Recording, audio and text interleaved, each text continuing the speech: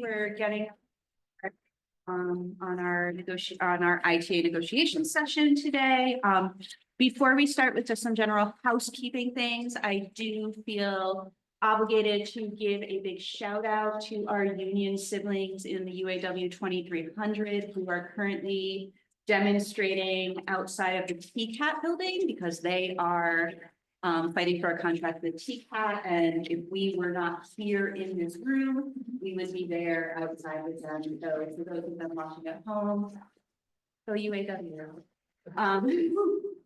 So some opening housekeeping items, just as people were coming in, they were given the rules of the room, and Michelle is signing people off and taking attendance and making sure that people have agreed to those.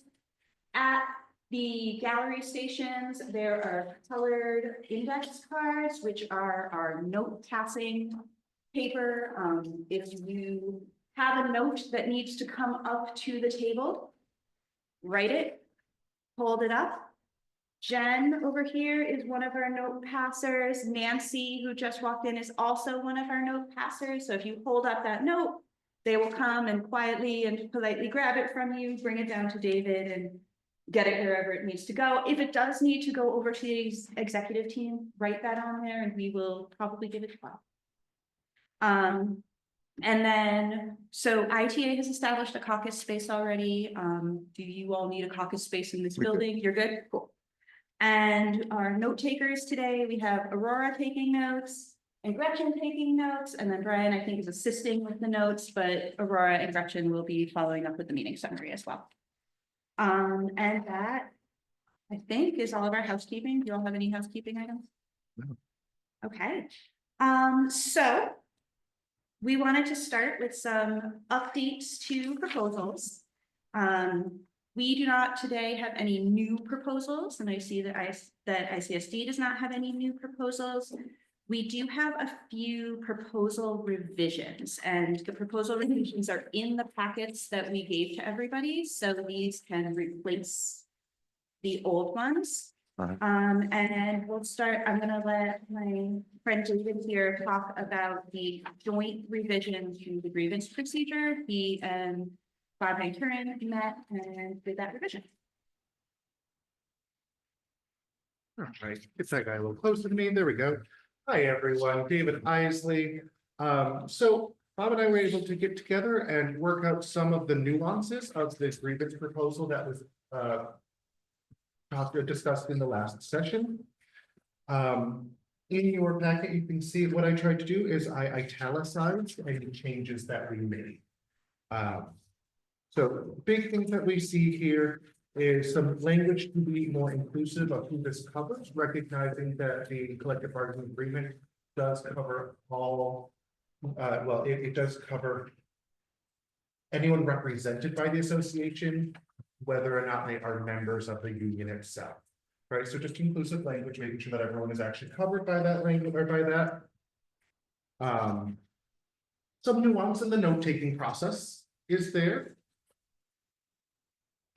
We wanted to make sure that there would be notes available for any official meeting that took place, but any discussion that we're having between folks on the side, we're not giving up those notes, right? We want to make sure that the notes that we present are consumable by all, right? Yes. Internal notes. So if we are having an internal conversation about it, or if they're having an internal conversation about it, we don't have to keep those as official notes, right? Right, they'll be kept as notes for individual For purposes, but not for grievance purposes. Right. So when we're talking about notes here, we were talking about meetings of the PPR and our committee, any meetings where both sides will be coming together to discuss the issue and work on the problem.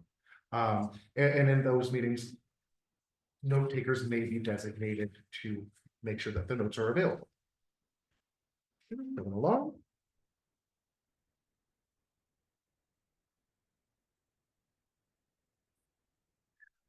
So look, I'm recalling back to what we did, right? It was about a week ago. In the informal process field 2A, we just wanted to make sure that discussions about a potential grievance at the informal level can take place between representatives from the union, the building representative, or the individual at hand. And while the individual or the aggrieved member may be a part of those meetings, they may also choose not to be a part of those meetings. So what we did is we amended this so to say, hey, they are permitted to be a part of those meetings, but if I have someone who says, no, David, you can take care of this, you're good, go to do your work, that's also permissible within the system as created. However, any informal grievance does require feedback from the aggrieved. So if they're not there, they need the opportunity to say, yes, this works for me, or no, this does not hit to the heart of what I was looking for, or does not make me feel made whole. The other big thing that we did is we, wherever possible, changed any timelines of 5 school days to 10 school days. Right, to allow for more time on both sides. We extended the board meeting window to 2 voting meetings. So that way the board has a meeting where they can hold executive session, discuss it amongst themselves, and then at the next one can do a more public facing version of that hearing. We got rid of the expedited process for the summer, recognizing that both sides have members who are able to carry on the process in the timeline indicated through the summer. We did not feel that there was a pressing need to expedite that process in June. We would like good work, not fast work. And I forgot to cross it out, but we took away the part where we put a deadline on the arbiter. Or the arbitrator. Yeah, there used to have language that said the arbitrator will render a decision in 14 days. Well, we can't control their work through our contract. That's not how that works. So we thought that language was unnecessary. And those are the big changes and the big points. Oh, and there is an appendix now. Ooh, isn't that exciting? Wow. All this does is this gives all of the required elements of a grievance to be able to move forward. All right, as outlined earlier.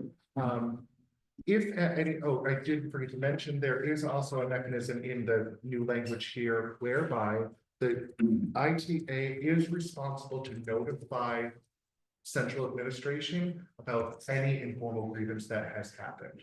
So as soon as we are informed by our members that there's an informal grievance that's being discussed, the ITA will inform central office, which will initiate central office to create a file for that grievance as part of the official grievance record.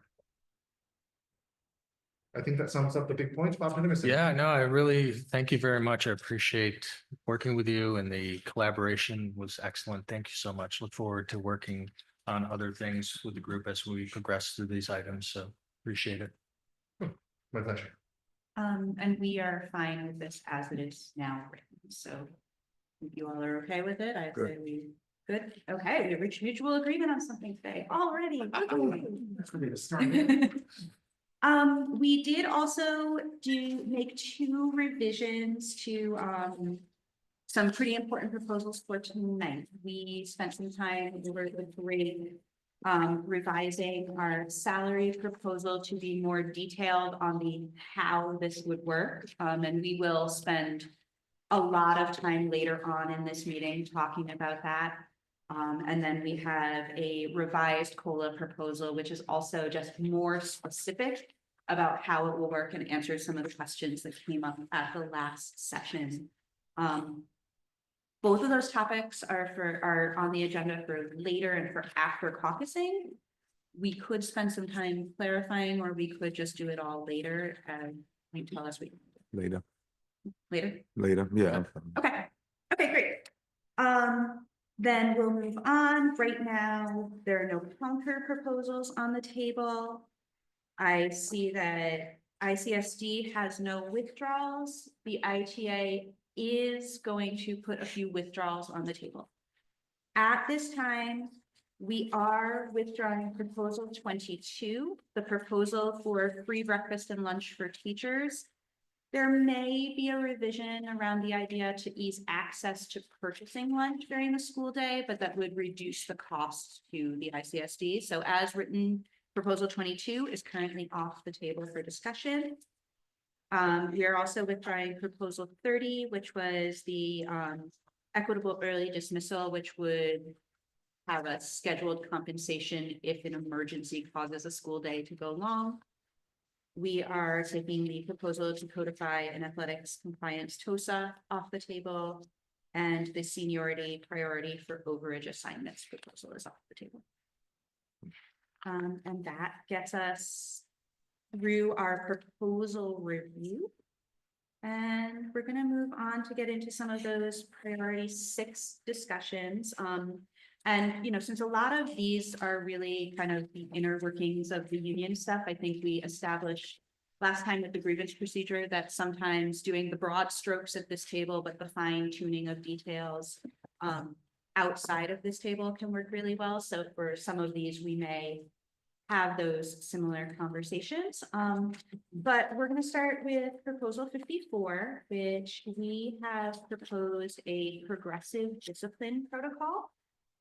This progressive discipline. Catherine, I'm sorry to interrupt you. Clarifying question. When looking at the agenda, the last time we were together as part of our working agreements, we were going to talk about salary first.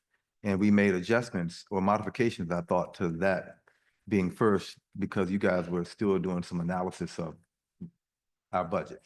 Is that analysis done or? Yeah, and we're prepared. We understood that as like this meeting being Okay. first. So we're gonna just finish up those Okay. those priority 6 proposals that we didn't finish last time. Take a little break, and then if we don't finish priority 6, we'll put them on the next March 20th. But at 5, when we come back from that caucus Okay. at 5:30, we're gonna talk salary. Now, if any one of these involves money, can we then table it? Because I don't, when looking at these, some of these may involve some additional dollars.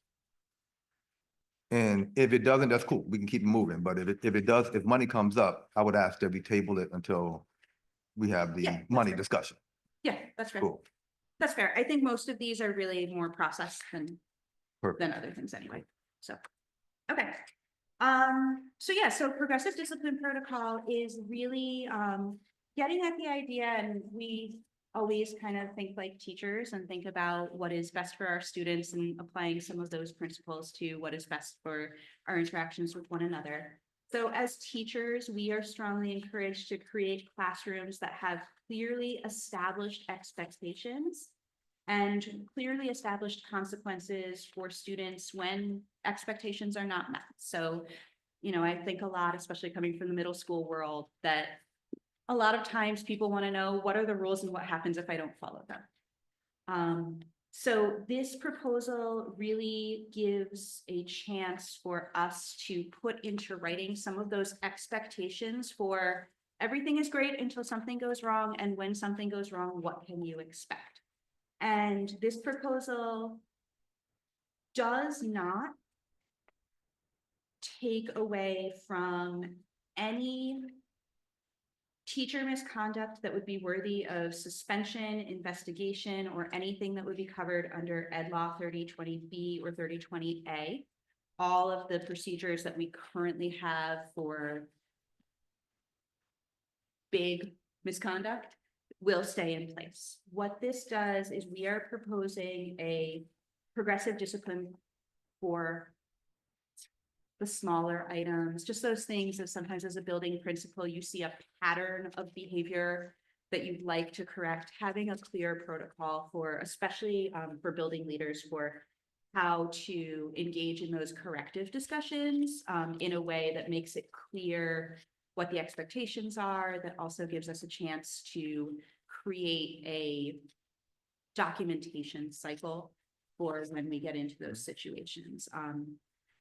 So yeah, it really is built on the idea of giving discretion to management for deciding the various factors that would instill this, such as the seriousness of the misconduct, the frequency of the misconduct, whether or not there were prior acts of misconduct, the same misconduct or different misconduct, and the totality of the circumstances. But what it really does is gives the opportunity for written warnings via counseling memos, rather than, you know, informal verbal warnings or other forms of writing that can be, a little bit wonky in their delivery. And Jake wrote it, so I'm gonna let Jake field all of the questions, and it's really long, so I didn't like go through and read the whole thing. Go ahead. Oh, all right. Whatever, yeah, whatever you guys are thinking. You got, Yeah, I'm actually, I think the methodology we used last time to talk about the grievance process could be very beneficial to repeat that.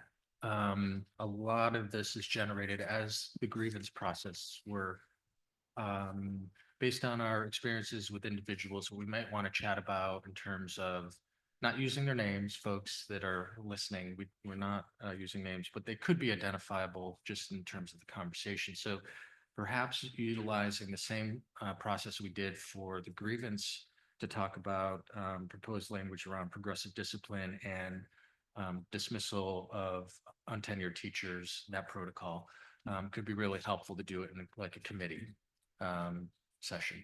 The only thing I would point out just for folks in the audience and for you folks to think about is that there is case law where districts are not able to negotiate, districts and unions are not able to negotiate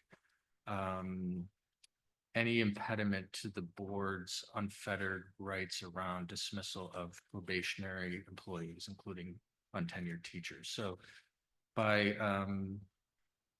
so anything that, like on page 74, there seems to be a precondition that a non-tenured professional receive all 3 corrective action notices that may run contrary to those cases that have been struck down as infringing on the board's unfettered right to dismiss untenured teachers. So I just put that out there so that when we get to the point of hopefully discussing this in committee, that that we can, have that in the back of our heads. No, are we asking which one? You know which one. Yeah, I'm familiar with that. Okay. Yeah. Legal, but I'm not certain that needs to be a qualifier for not having a conversation with untenured teachers. Oh, great. To help Yeah. them correct their behavior before, having the harder conversation. Yeah. But I'm not sure that one. Yeah, I think as with many things, I think we're in agreement with the principle and we want to, effectuate a better system of notification and support, especially for, I don't want to misquote I think it was minor infractions. Yeah, thank you. Minor misconduct, minor infractions, especially around those things. So we look for, I hope that's acceptable that we do this in committee and come back. Yeah. All right.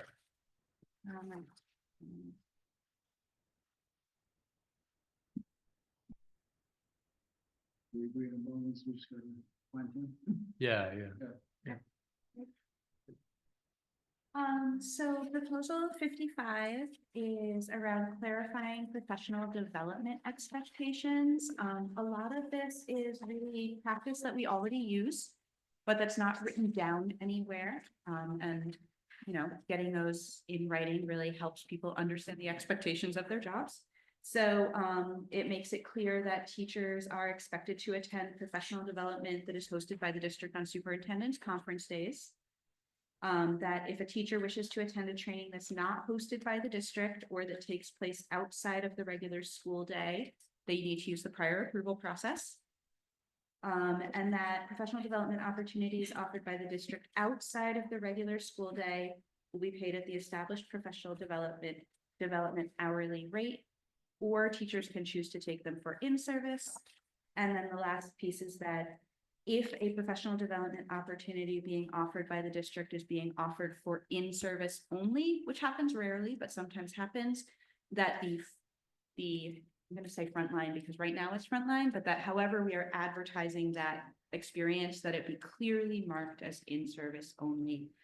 And that's the entire proposal. Well done. You captured our current practices. I know. in writing. Very well done. Okay. Are we in agreement that we can put them in writing? Everybody thinking. Yes, please. Okay. Great. Wonderful. Proposal 56 is building on some language that we already have about transferring district programs. One of the things that we are seeing as we move into a future that some of us as English teachers may recognize from some literature.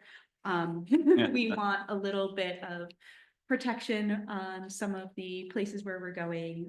This really is that currently what we have is that when the district chooses to or needs to transfer any district programming or personnel to BOCES, that the union is supposed to be notified. This expands the list of things that could be transferred, and is asking for rather than just notification, that there be a conversation with the union for opening those transfers. So specifically, just moving district programs to BOCES, bringing in outside education contractors, utilizing private or public online programs, including hybrid in-person online programs, putting a program in an alternative setting, using online or digital programs created traditionally or through artificial intelligence, kind of all of those that we have conversations before making those decisions.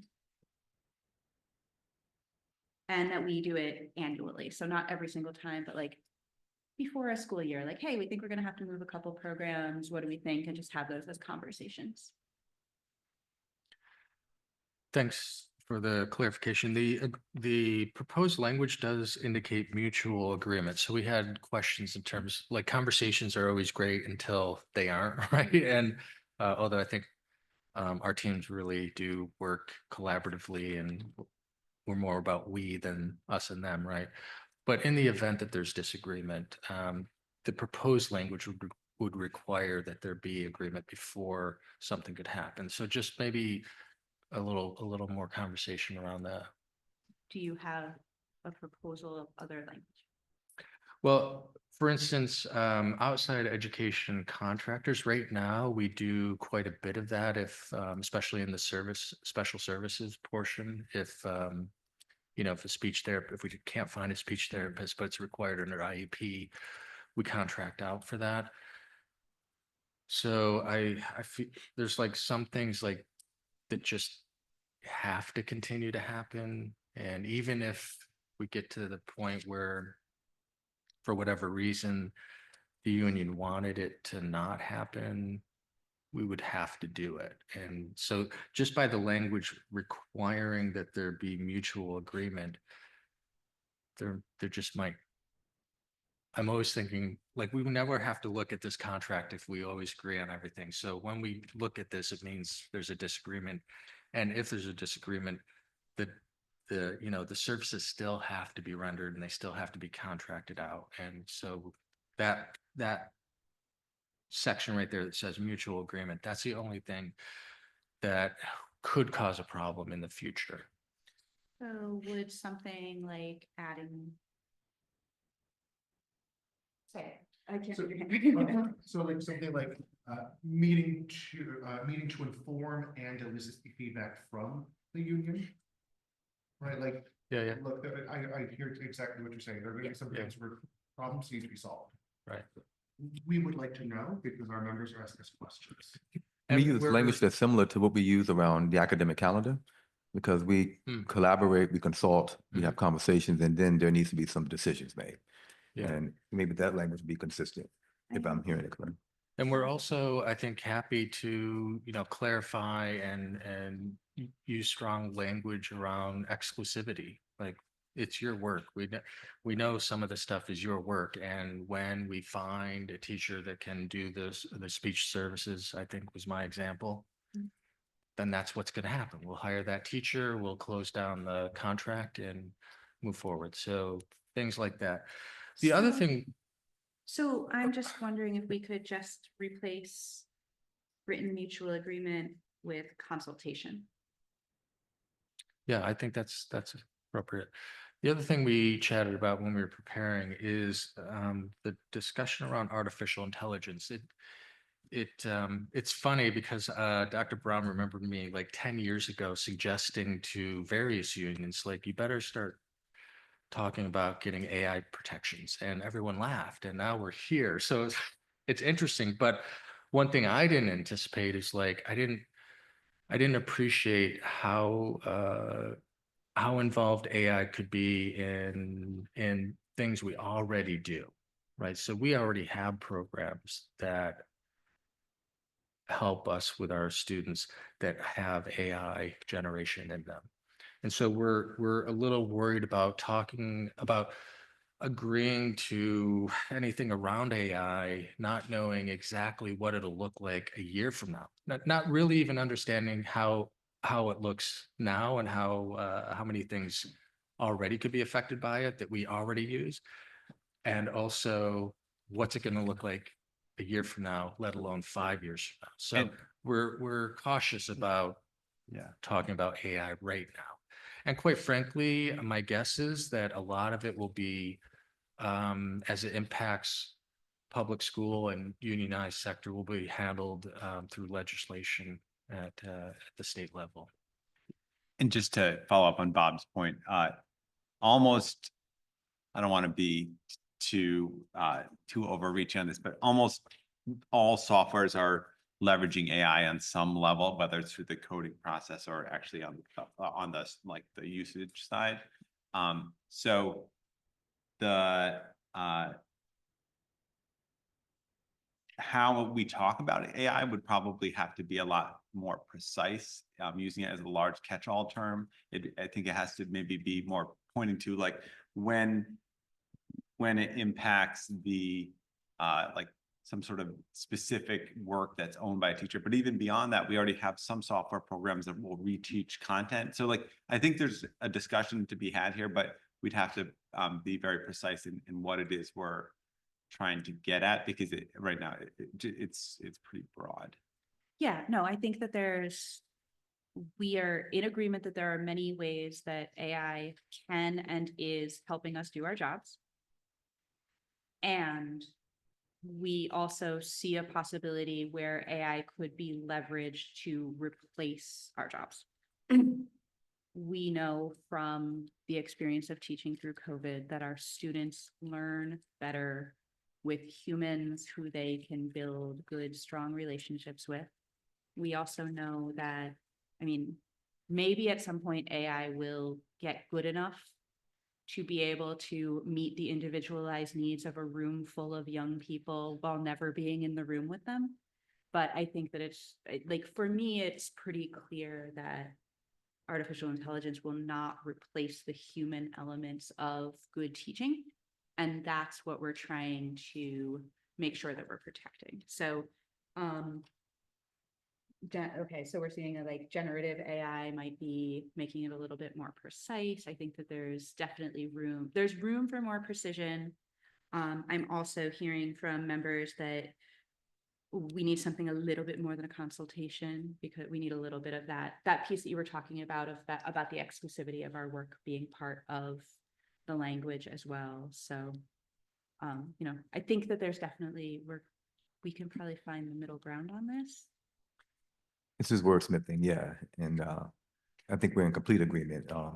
Artificial intelligence, from the ways in which we've understood it to this point, in no way is going to replace folks at this table. We're all educators.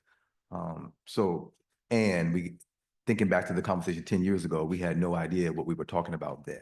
No. And I anticipate we have no idea what we're talking about in 2 years when we're back at the table, 3 years or 2 years when we're back at the table to negotiate again. So this may be an item that we make some adjustments to, with the anticipation that we'll talk more about the next time. But for the record, we all want the same thing here. We want educators, more educators, and educators who are protected, who are humans, in the ways in which we define human today. All right. But this is what I think we should put on the table to come back to, in addition to making some adjustments to some language right now. Yeah, I'm thinking that I want to maybe even move the AI out of the list. Yes, And give it its own attention in a slightly different way. you said it much better and quicker than I did. Yeah, I, that's what I was trying to say. One of my talents is words. No, you're my middle school teacher. I love that. Okay, so right now we're gonna table this, do a little bit of work with it, come back to it, once we've had a little bit more time to think and.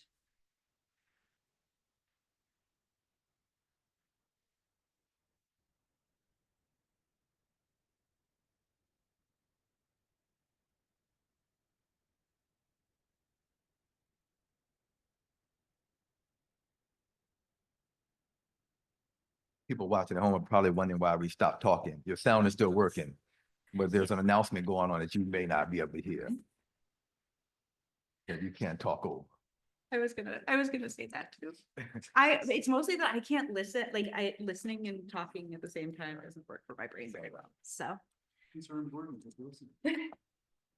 Okay, so our last proposal in the priority 6, which is the union district relationship, is around more teacher input in selection and development of new curricular programs. Last year, we had a really wonderful experience in the work that we collaboratively did with relation to the grades 3 through 5 ELA curriculum selection. We took a lot of time and involved a lot of educators in, making sure that there was lots and lots of teacher voice in the implementation and selection of that curriculum program. And we wrote a proposal that outlines kind of very similar process that we used there, and that also builds in one of the challenges when you take a lot of time in selecting a curriculum program is, did you leave enough time for professional development before you have to implement it? So this proposal also has some built-in professional development time with new curriculum, because it's really hard to implement new curriculum when you haven't had time to work with that curriculum before you're putting it in front of students. So that's kind of at the heart here, and it's another one that has lots of details, so I think we can go through them if you want, or we can talk broad strokes, or however you want to talk about this one. And I keep looking at Mary because it's Yeah. Mary's area. Like, Well, I want to echo what you said. I was very much appreciative of the educators who took part in that process. From last fall, the district conference day, just reviewing the timeline for how to select and when materials come. So I really loved putting this down and this process down for any future curricular changes. I really appreciate number 4, the feedback and iteration and creating sustainable feedback loops for how the pacing guides and the curriculum is working for teachers and therefore students. I really appreciate that. A couple of clarifying questions I have, because this does intersect with some of the other proposals. So there's an intersection when we use the term in number 3, compensated professional learning, for example, the PLC time and coaching time. So looking at if we want to outline time for training during PLCs, would administrators be able to offer that in the school? Because I see the importance of using the curriculum after a couple of weeks, couple months, and really wanting to revisit it with colleagues and how it's going across sections of, say, a first grade classroom. So that's one placeholder. The second placeholder I have is number 2, and just the makeup of the committee. I just want to hear more about that, the 50% target. I completely agree of having a diversity of thought in the room. It would also add for those watching that we've appreciated student voice and input into the curriculum selection process, especially with the 3 through 5 adoption this last year. So I would love to talk more about that. And then the last one that we might have to table, because it is directly related to compensation, is number 5, the 20 hours. And creative ways for us to address that. That's absolutely reasonable. As you were talking about item 3, I just put, oh, we should probably come back to this proposal when we're talking about Wednesday meetings, because this proposal is written within the structure that we currently have of Wednesday meetings, but knowing that there are proposals around Wednesday meetings that may shift some of those use of time, seems like a good time to talk about that, which may affect that. The one thing that I don't even know if it's pushing back on or just mentioning is a collective, I don't disagree that student input on curriculum selection is important. And I don't believe that the expectation of student input on the curriculum selection belongs in the teacher's collective bargaining agreement. Yeah, no, I'm not saying. Okay. I'm not saying that. I just, for those watching, want to know that that is in our philosophy, engaging with teachers and students is something I'm proud our district strives to do. I don't think that any of our teachers would want to fall in love with a curriculum that students don't like. Yeah. That doesn't seem like it's gonna make things good for anybody, so. Yeah, so I think we can't talk more about this until we've had some more conversations about Wednesday meetings, and that makes perfect sense to me. Cool. Cool. We are like incredibly ahead of our estimated schedule. That's what I thought. And we do have kind of a shift of our table team as we shift our topics. So I'm gonna maybe ask for like 10 minutes? 10 minutes. Sounds good. Yeah. Cool. Yeah, thanks.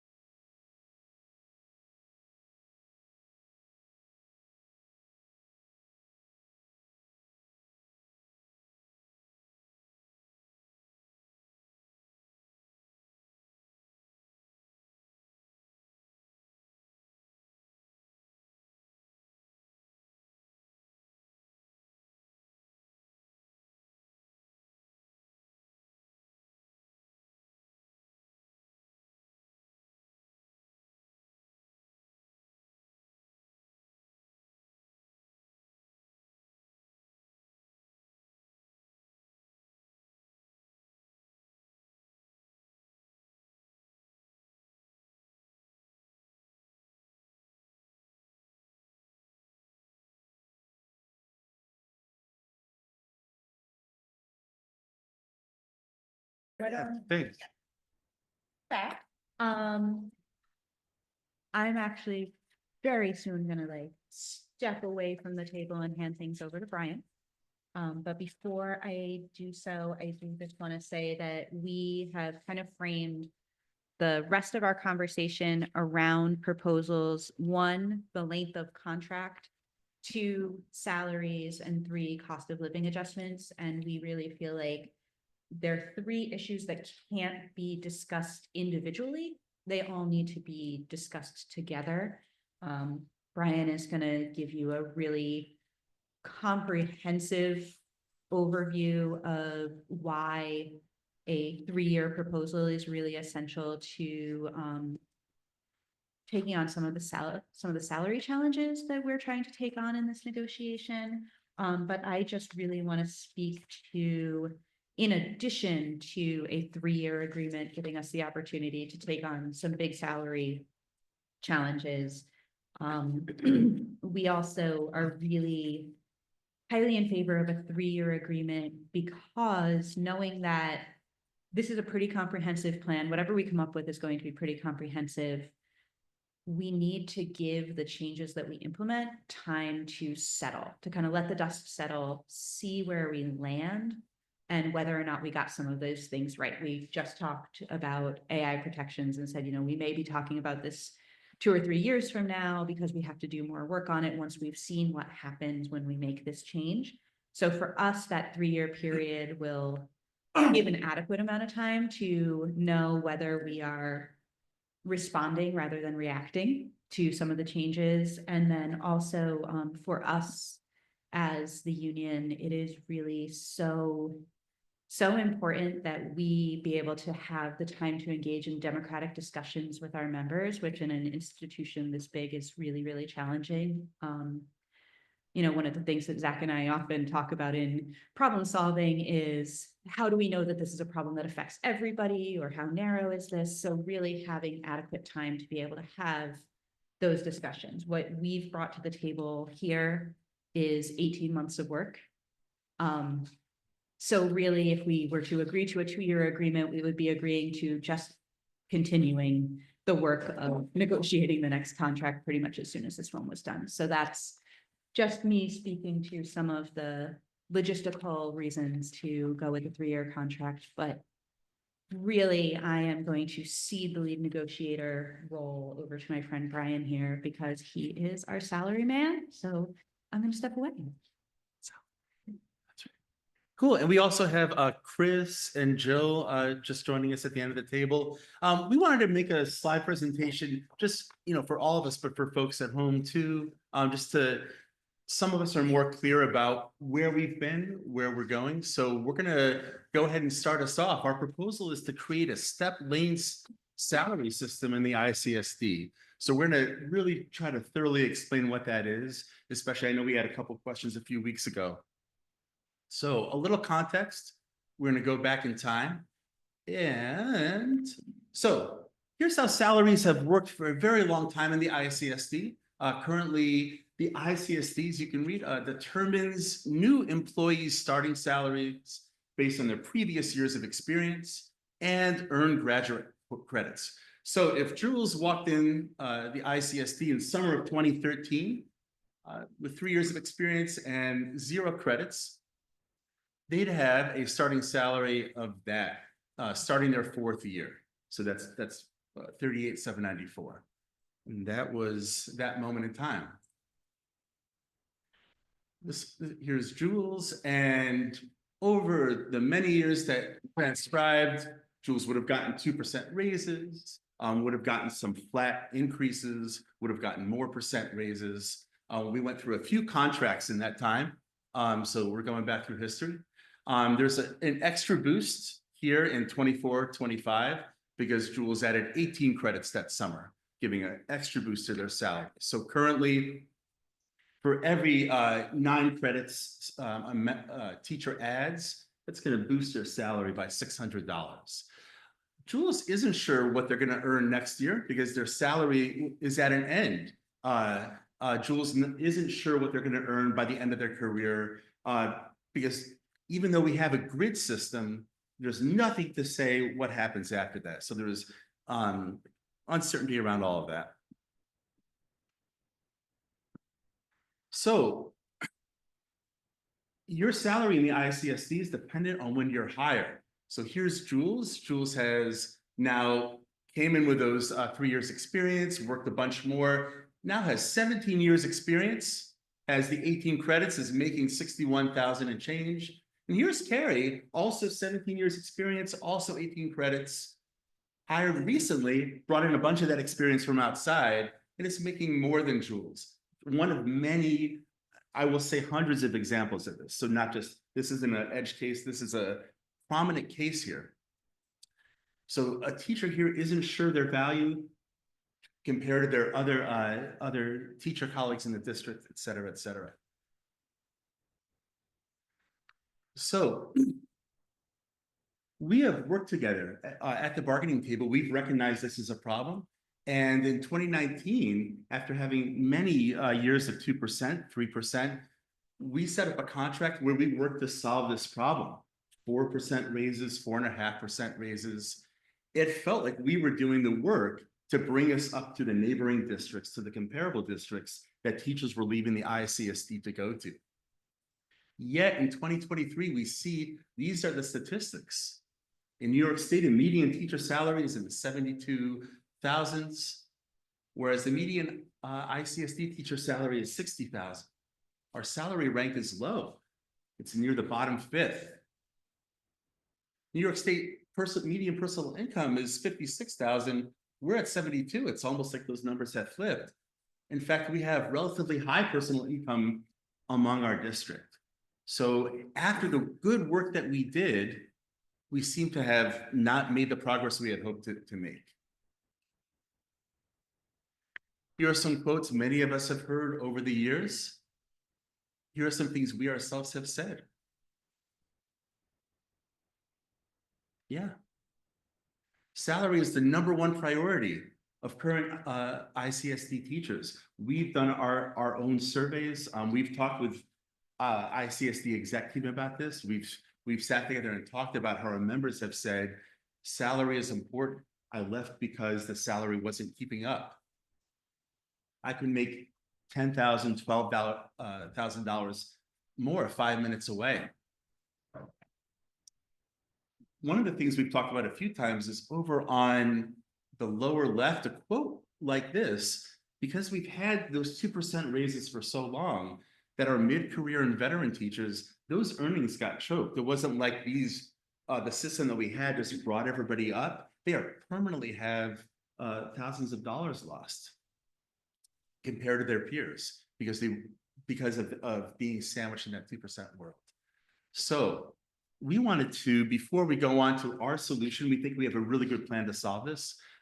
We wanted to invite a couple people to speak about this. So those folks, are they here right now? Me. Yes, you are. Right here. Yeah. Molly, how you doing? Yeah. Hi, is this working like this? Awesome. Oh, it's not saying. That's okay. Yeah, sure. Okay. Hi, my name is Molly Fernier Ames, and I'm a special education teacher at Caroline Elementary. I'm just gonna scooch this a bit closer to me. Okay. So I moved here when I was hired in 2017. I remember that it felt like a dream, finding a school district that values inclusion in this truly beautiful and progressive community. Within months of settling into my little apartment downtown, it became pretty evident that the cost of living in Ithaca was not manageable with my salary. But I was optimistic that I just needed a couple of years to get on my feet. As the years went on, my optimism dwindled as the salary increases simply did not compete with the steep increasing rental prices around Ithaca. Living paycheck to paycheck stayed the reality, no matter how hard I tried to budget my money. Fast forward to 2022, my now husband and I began the process of looking for our first home. I had my heart set on putting down roots in this community. I have grown to intimately love over the past 7 years, where I could raise a family and have kids who attend our schools. But after almost a year of obsessively looking at Zillow listings, I stubbornly accepted the truth that we could not afford to own a home in the district where I teach. We've since bought a house in Newark Valley, our property being quite literally right next to the district border. It's also important to note that my father helped us a lot financially with this purchase. We were incredibly fortunate for his support, as most people do not have someone who is able to do that. And without it, I really don't think that buying a home would have been in the cards for us. My story is not unique for teachers working in this district. My co-teacher, who's been here longer than me, is currently in the process of buying his first home in Dryden. Similarly, after not being able to find a house he could afford here. Teachers commute from all over the place, and it's not because they would all prefer to live in Newfield, Lansing, Dryden, Newark Valley, or Trumansburg. Other colleagues have been stuck in the cycle of not being able to save for a home because they're also living paycheck to paycheck. Teachers in ICSD put in a lot of hard work servicing this community, and it's really a shame that we're priced out of living here. So I urge the members of our district leadership to consider this, as well as all the other factors that you're going to hear about today during salary negotiations. Is Meg here or on a call, maybe? She's on her way. She's on her. Okay, cool. Meg was at the Caroline Librarian interviews and is currently driving here and has a story to tell, but is not here yet. So we'll invite her when she gets. We'll go on with this, but I'll just add to what Molly was saying. We have information just from Alternatives Credit Union that the rent in the past 2 years has increased a total of 16%, average going from $1,276 to $1,489. So that would seem to support what you're saying, that the rents are, yeah, it's a lot. Let's go on. So here we go.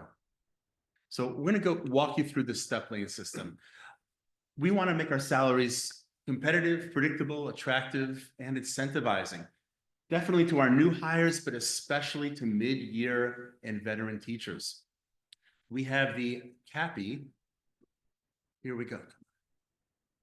Yes, CAPI, our exciting step lane system that we're proposing. And we are proposing this because we know it'll catch up our members that have the lagging salaries that we've talked about, and it stays within the cap. So we have no plans to encourage the ICSD to raise the tax cap. We've heard the public loud and clear over the past years. We know the public doesn't want that. We don't want that either. Yes. Awesome. So how does this work?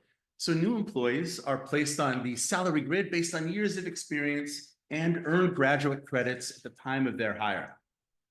Throughout their employment, they would move down steps based on years of experience. They move over lanes based on graduate credits they earn through professional development. So it sounds like the old system. We have something in common. In both systems, employees are placed on a grid, okay? But in this proposed system, you move down that same grid. You don't just kind of abstractly go up with raises, flat or percentage. You are moving down and across that grid so that everyone is swimming in the same steps and lanes. So here's a couple examples. So here's someone, Erin, no experience, no grad credits. She's going to earn, as you can see, $57,126. Over the next 3 years, she's pretty sure she's going to finish a 36 credit master's program. And right now she can see, okay, I'm going to be earning $63,000 and change. And that's enough increase. She can do the math right now. That's going to make her expenses paid out of pocket affordable. So the step lane system is predictable because she can see what she's going to get. You cannot do that right now with our current salary system, but Erin would be able to. So predictable. Any confusion on that? Questions? Wow, a lot of numbers. So here's Todd. Todd has 5 years experience in New York and 36 grad credits. And you can see that subtly bolded. There he is at $67,643. So coming to Ithaca from New York City, he might take a small pay cut, but he looks 20 years ahead and sees, hey, if I just finish my PhD program, I might earn over $110,000, and that's attractive to him to make that move here. So he's someone who might come and stay here because that looks really good to him, and that's incentivizing and it's attractive. Here's Karen, 15 years XP, 45 years grad credits. She's at about $85,000. She's starting to hear word that maybe you want to look somewhere else because maybe they're offering more competitive salaries. But her salary is competitive because it's been grown properly through the step system. And she finds that this number is about 2,000 more than the closest neighboring district. She stays in Ithaca because we now have competitive salaries.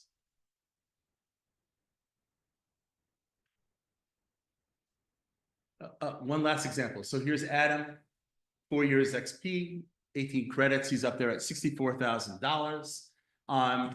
He's not sure if he wants to stay in the profession. A lot of folks are looking to change careers, try something new. But Adam looks at his step lane salary grid and notices that the steps seem to increase. If you look at years 0 through 4, those steps are going by $1,000 increases. The longevity bonus is baked in. Once you get to year 5, you're increasing by $1,400. Once you get to year 10, you start to increase by $1,800, so on and so forth. And you can see that these steps are increasing and that it's going to pay off to stay in the ICSD. They're not just $600 bonuses. Ooh. So we have a vision on how to implement this, not overnight. So a few things. How would we add new members to the grid?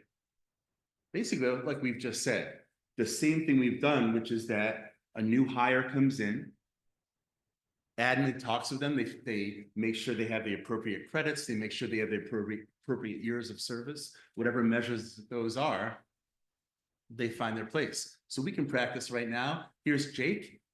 He's going to come into the ICSD from Lansing. He's heard about this wonderful step lane system. What do you all think his salary is going to be in 2026, 27? Can you find it? It's there. It's on the grid. Jake can find it. 3 years of experience in Lansing, 27 credits. I got my wait time. I could do this. Jake. 62,246. Bingo. You did it. Doesn't he have 3 years experience, so he can come in and year 4? He is, so the way we wrote this is the years you're coming in on. So if you have 3 years, it's 3. Okay. Yeah, that's it. So if you're in, yeah. So anyway, Sorry, you're good. excuse me, rules of the room. So a bigger question and a more interesting answer is what happens for all the people, like many of us who are returning? So we meaning ICSD and ITA will carefully comb through each member's completed years of service, making sure that your records are accurate, making sure that we understand, hey, these are the actual years, not just some old WinCap record of it. And we will put them into their appropriate step and lane. So I'm someone this is my 19th year. So at the end of this year, we would agree that, hey, I have 19 years of experience and I have X amount of grad credits. And I would get moved into that appropriate step and lane. However, in some situations, that step lane will not be a large jump.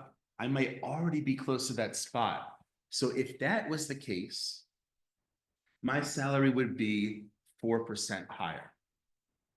I would not be on the grid yet because it wouldn't be a suitable raise to get like 1% if that bump didn't get me what I needed.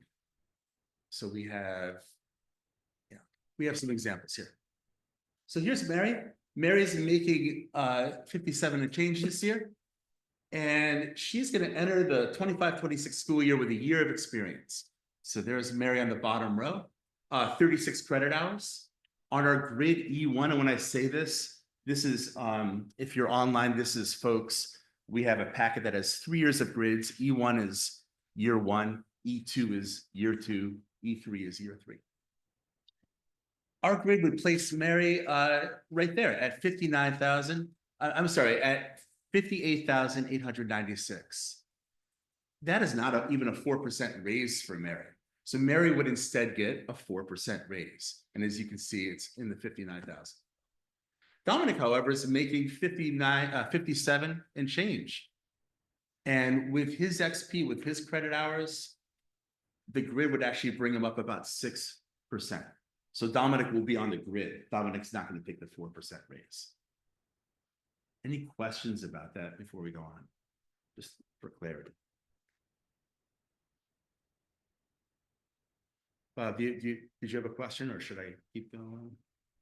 I'll catch up. Cool. So what happens in years 2 and 3? Because again, we are building this grid over 3 years. We want, what's going to happen then? So going into those 2nd and 3rd years, each member's new salary continues to be the higher of a 4% raise on their previous year's salary or their new spot on the grid. So in other words, all members who are on the grid who basically jump in are going to stay on the grid. Nobody's kicking you off. But some of our members will start off the grid and then the grid will catch up to them and they will be on the grid. Some of our members who are off the grid might never get on the grid. They may be getting paid quite a high salary. And we're going to show you some examples of all of these. So let's get into examples in case we're confused. So here are 2 folks, Bob and David, and they jump on the grid in year 1. And those are their percentage increases over time. And each of those years, the grid is going to be larger than 4%, so they stay on the grid. And those are their salaries. Here's Sean and Catherine. And Sean starts off with a 4% increase because the grid is catching up to him. But by year 2, the grid is caught up and he's on the grid getting a 5 and change. Year 3 is getting a 6 and change. Catherine was already a little higher. So Catherine gets that 4%, then another 4%, but the grid catches up to her by year 3. And she now is on the grid.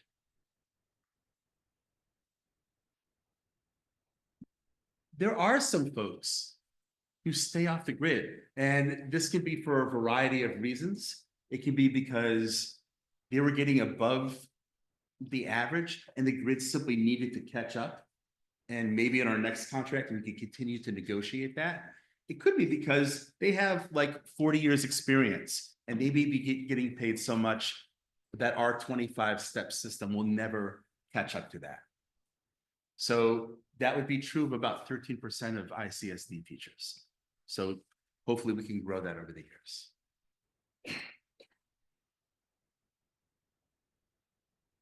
So you may have some questions. We've prepared a couple answers. So we've talked about average 3% raises over each of the next 3 years. And as might be obvious, it does not mean that every teacher is getting an 8% raise. Some will get 4, some will get 10. The first year will be more volatile as certain members make up a lot of salary they've lost. After years 2 and 3, more members will be on that grid making a more compressed band of salaries. Yeah. These are our asks, and we're being transparent about it. And we're saying we want to increase by 8%. So when we are saying increase, we're increasing the total pot of money spent on teacher salaries. That is what is increasing by 8. So not mine, not David, the total pot of money.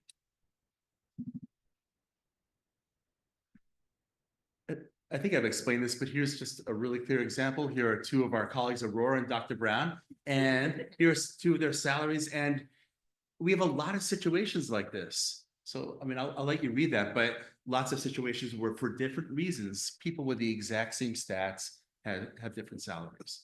So Aurora is going to get that larger raise so that she can be at the same footing as Dr. Brown, who's still on the grid, but is going to get more of a 4%. So depending on where you are and what your situation's been, it helps level the playing field and have things be more predictable.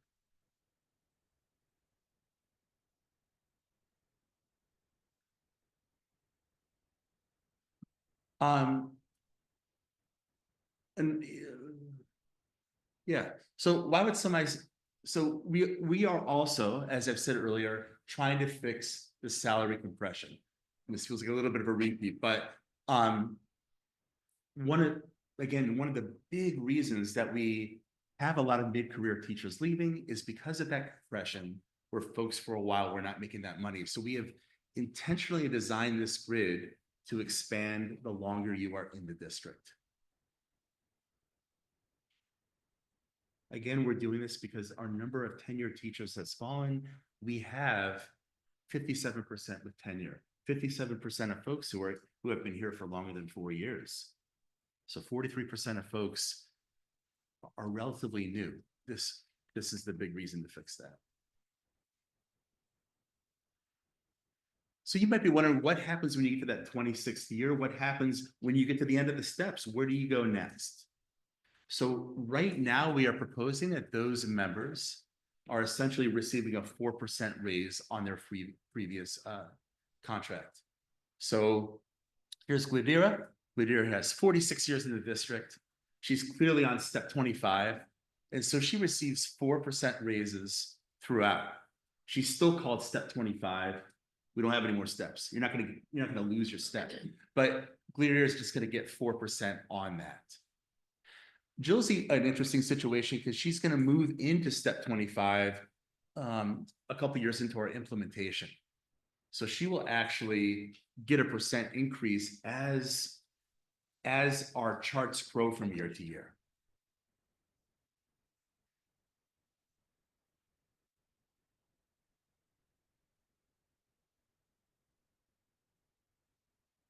So the big question, how could the ICSD fund this? It seems like a lot of money.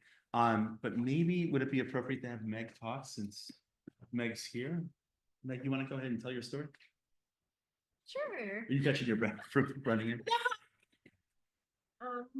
Yeah, I just came from interviews over at Caroline, and it was inspiring to see some librarians wanting to come to our district. Yeah, it was pretty cool.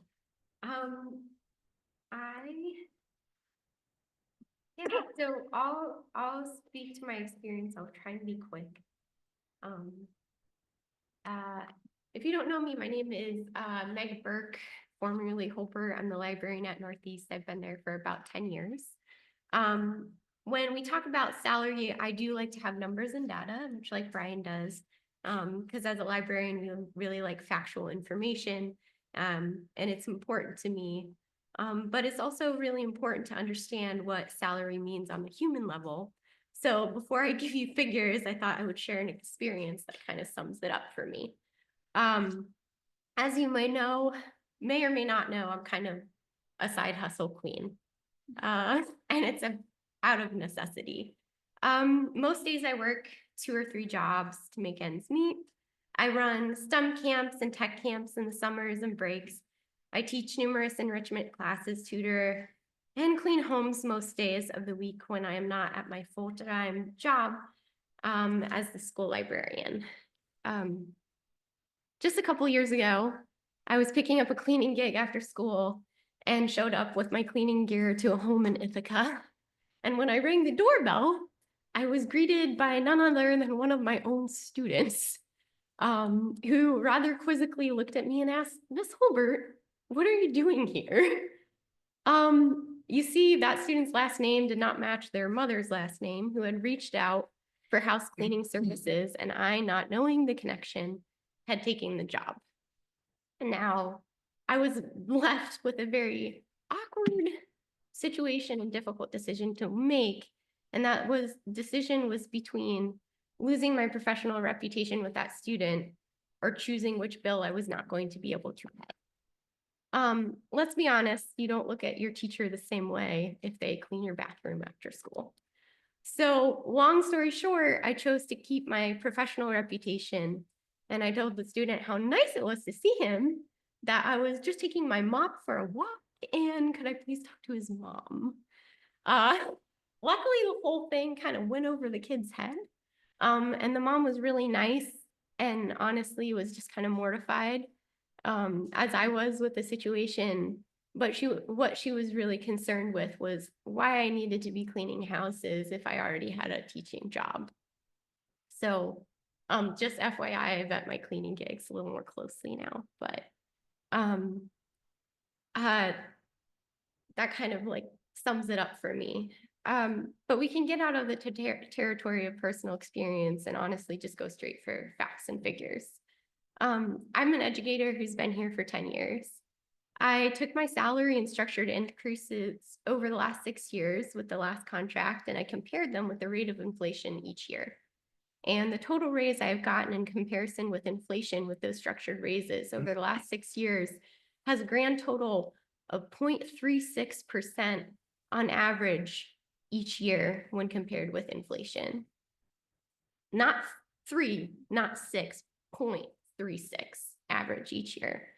And that is a grand total of 2.16% total raise over 6 years when compared with inflation. Every year I keep thinking, I'm working more than I ever have. How am I still struggling even more than I have before? And then looking at the numbers and actually breaking them down and realizing that I'm not crazy. I'm really working harder than ever, and I'm just staying afloat because we're barely breaking even. When I started at Northeast 10 years ago, we had one classroom teacher leave my first year, and it was because she retired. From the end of the year last year to now, I've watched 6 classroom, that doesn't include other subject area teachers or other specialists. I've watched 6 classroom teachers leave, and only 2 of those classroom teachers were retirees. And that is at Northeast, which arguably has one of the highest teacher retention rates in the district. I now find myself being one of the more senior teachers in my school with only 10 years, as I've watched a revolving door of teachers walk out the door to go to BOCES or Groton, Dryden or Lansing, Owego, Syracuse, even Florida. Because they are paying their teachers not just to start there, but significantly more to stay there. One of the homes that I clean for is for a teacher in a neighboring school district, and her years of service are very similar to mine, but our incomes are so vastly different that she can afford to pay me to clean her house, and I can't afford not to do it. In fact, just being here tonight meant passing up on a cleaning job I really can't afford to miss. You need to know that we're not asking for a significant change in salary structure and salary because we are greedy. We're greedy. It's because we are quite honestly desperate. We are desperate to stay in the communities and schools and with the students and colleagues that we love without having to surrender so much in exchange for that. Living in this community was my dream in 2017, and when I searched for a home, I was able to buy one in Tompkins County in 2017, but only because they had the assistance of 3 first-time home buyer income-based grants and the support of my very patient and loving parents who let me live in their basement and work multiple jobs. While working with INHS to buy my home, when an INHS worker asked me if I would say something to the administration and ICSD because they were alarmed by how many teachers in ICSD qualified for the maximum assistance in home ownership grants because our salaries were so close to the poverty line in Tompkins County and Ithaca. I didn't because I was tenured, or I wasn't tenured and I had just bought a house. But I'm saying it now at a salary that was so far below the median and so close to poverty in Ithaca that I qualified for the maximum of assistance. We have some of the lowest median teacher pay in the county, despite working in one of the most expensive towns in the county to live in. At a board meeting last year, I heard Dr. Bradwell say to a student representative that the biggest indicator of student success in a school is a connection to a trusted adult, and how we can strive. And I asked how we can strive towards that connection for students if we can't promise that that beloved teacher they formed a connection with will be there next year because they simply can't afford to stay, because staying will be at the cost of feeding their family. At the end of the day, we all just want to be, I certainly just want to be afforded the time and financial stability to just be a better educator. Especially coming from those interviews I was just at, I listened to a lot of inspiring ideas and things that I would really like to do. And I would just really love the time and stability to be able to do more and be better. Be a part of our school community. That's really all I want after 10 years. But currently I and many have no choice but to rush from one job to the other to just stay afloat. And after we get home late at night, we just don't have as much to give. We love our communities and our schools. We want to stay. We want to be the connection that keeps the student from falling through the cracks and propels them to a life where they can reach their dreams. And I am so hopeful. I'm so hopeful that you can see that and you'll be able to help get us there. Thanks, Meg. Hey, so I think we have a plan and hopefully we can discuss this plan and make this happen. We also are approaching the point in the agenda for a break. So I would like to suggest that we just finish this presentation, might be 5-10 more minutes, and then have that break and then come back to do the discussions. Does that sound reasonable?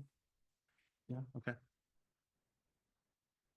Cool. So summary of our needs. In order to create our happy salaries for ICSD teachers, we're going to have to increase our salary allocation from, as you can see, from 37.9 growing all the way through 47.7. So we're not lying. It's going to take 19 million over the course of 3 years. Over the course of 3 years. So we hope we can utilize a number of sources to get there. Oops. That is a mistake. So we have a few sources of funding. We believe state aid growth, which, as we've talked about, has a particularly high percentage this year with promise to grow in the future. Property tax growth, no tax cap raising, and talking about our operating surplus and our unexpended surplus. We want to talk about these a little. So state aid growth.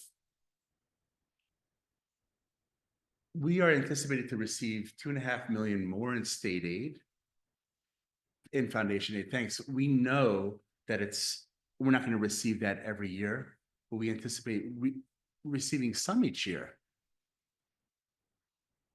So we know that these increases will add up to a chunk of what we're asking.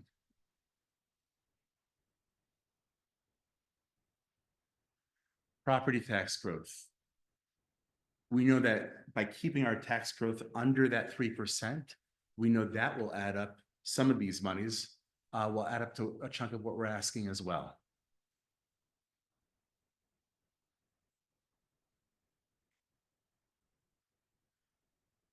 So we've done a lot of looking at the budget. We know that for the past 3 years, we've been at a surplus with our annual expenditures. In other words, not spending as much as we've said we would in our budget. We know we've been at an operating surplus. In other words, receiving more from taxpayers than we thought we would while spending less than we thought we would. And the figures that we have show that that's 22.5 million, the discrepancy between, again, receiving more than we thought we would while spending less than we thought we would. Yeah, thank you. So we obviously know the ICSD works hard to manage taxpayers' money. And so they take all these contributions. They built our savings. So our savings have steadily grown over the past 5 years. And so we feel now is the time to invest. So if there ever was kind of a rainy day time, now is the time. We are losing teachers at an alarming rate. Now is the time to maybe say, we don't need to continue to build, to add to the savings each year. We can maybe take some of that money and instead contribute. So we're even suggesting a simple $500,000 be reallocated to ITA salary growth and increase each year. So not millions of dollars, increase by $500,000 from that. So we put it all together. There's our 19 million that we are asking for over those 3 years. And we believe that with state aid, with our tax levy, with some budget efficiencies, that would add up to 37.8. Obviously, we're not the only people that are funded in the ICSD, but we still believe that leaves a healthy over $18 million to fund other folks and other projects and whatnot. So we believe the money is there. We believe that committing to funding teacher salaries, now's the time to do it.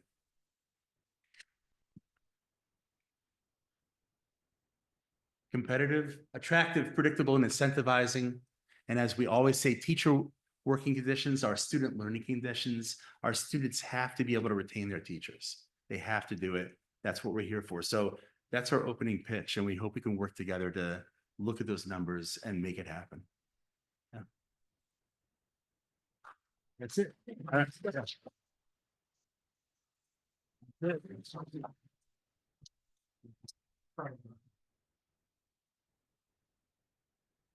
we have this? Do we have this proposal or this slide? Is this? Yeah.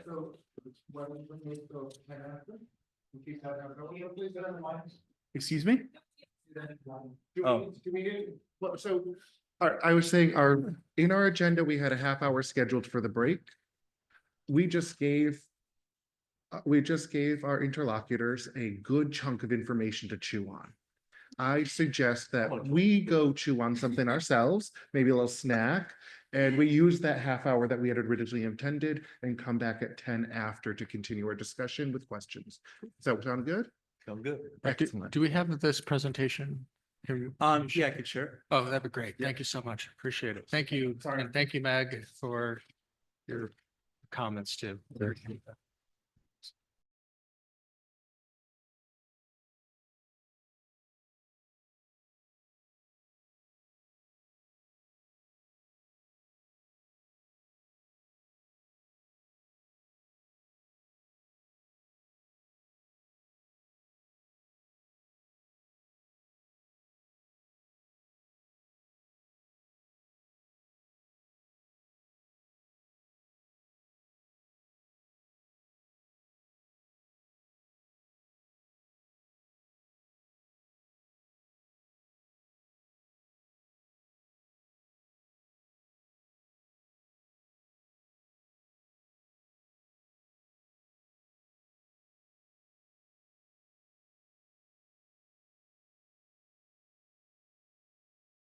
We're all here for socializing, but we've come with a task.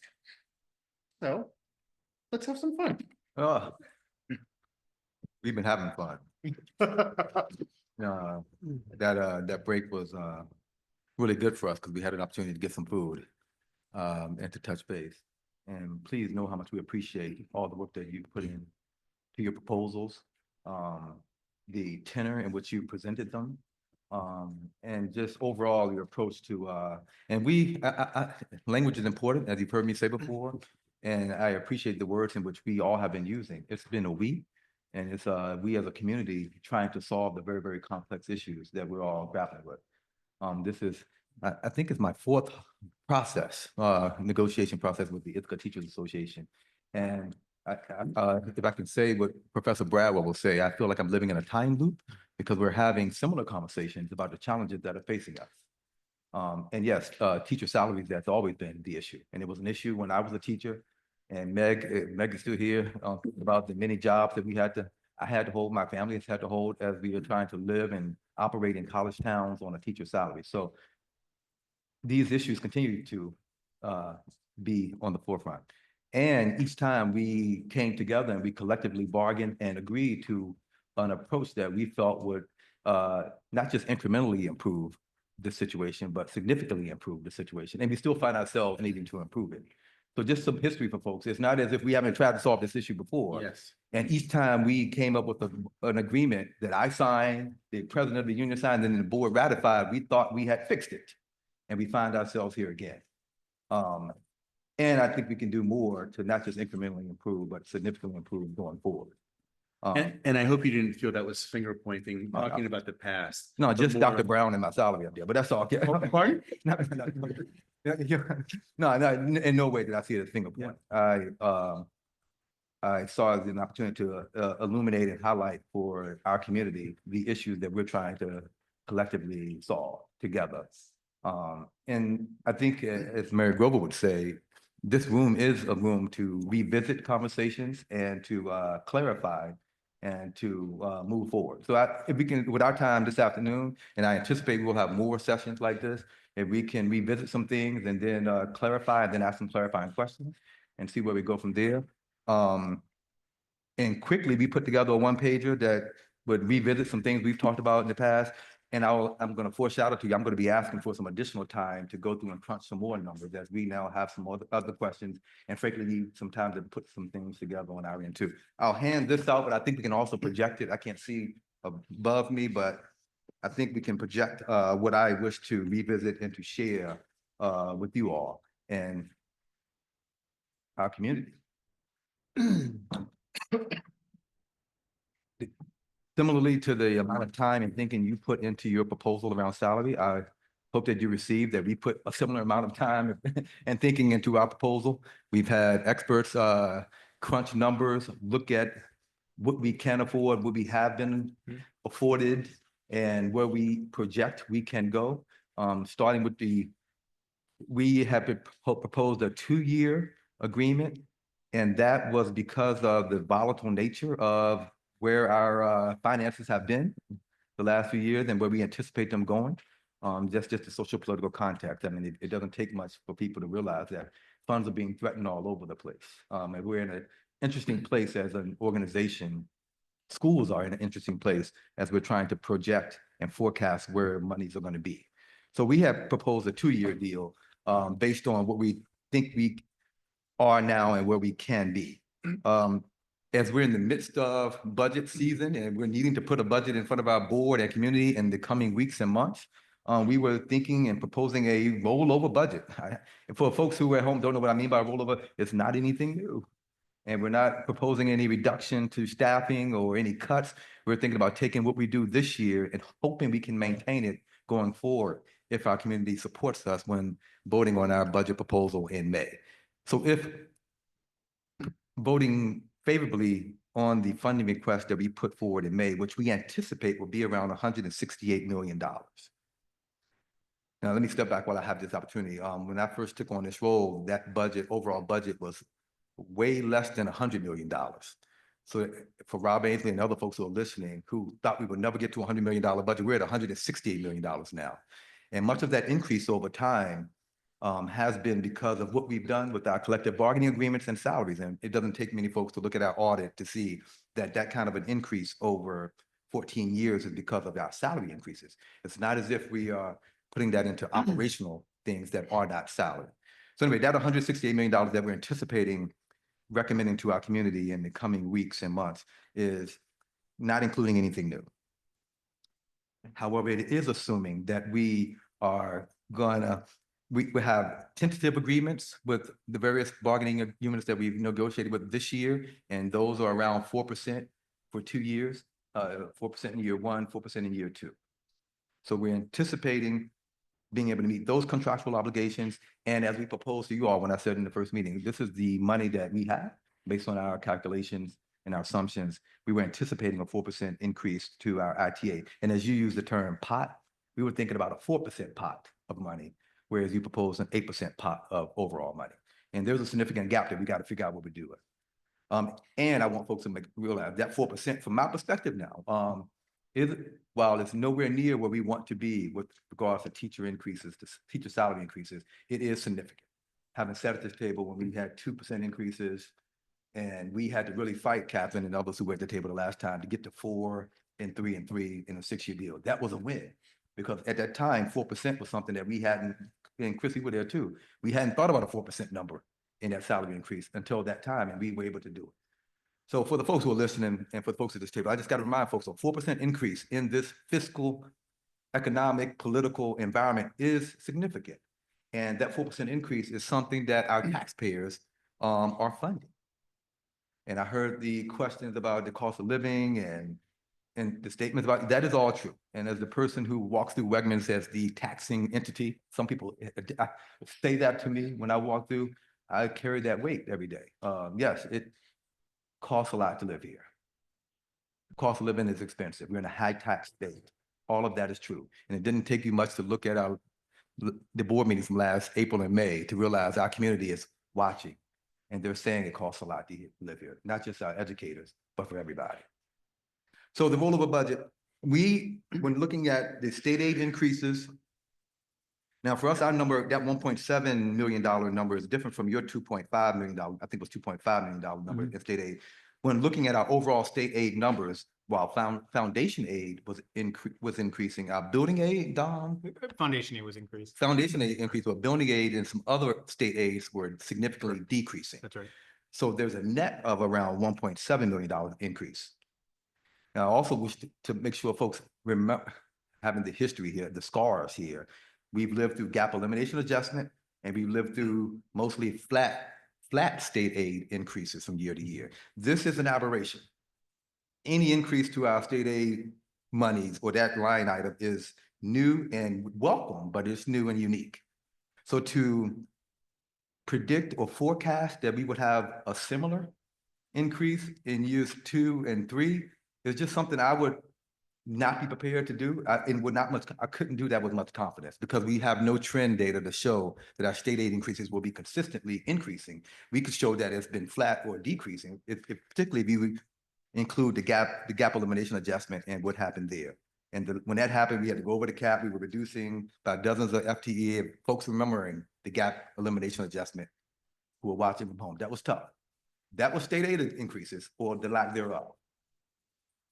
Question real quick. I just wanted to say, to be clear, we agree. It seems highly unlikely that this huge foundation increase would return year after year. So we were not saying that. I got it, but the overall dollar amount that was going to be funding the increases that you're proposing was coming from an anticipated not all of it, but okay. We understand we would have to share that pot. Could I ask a clarifying question? Yeah. I was under the impression that the foundation aid formula has changed, and that's why there's additional money.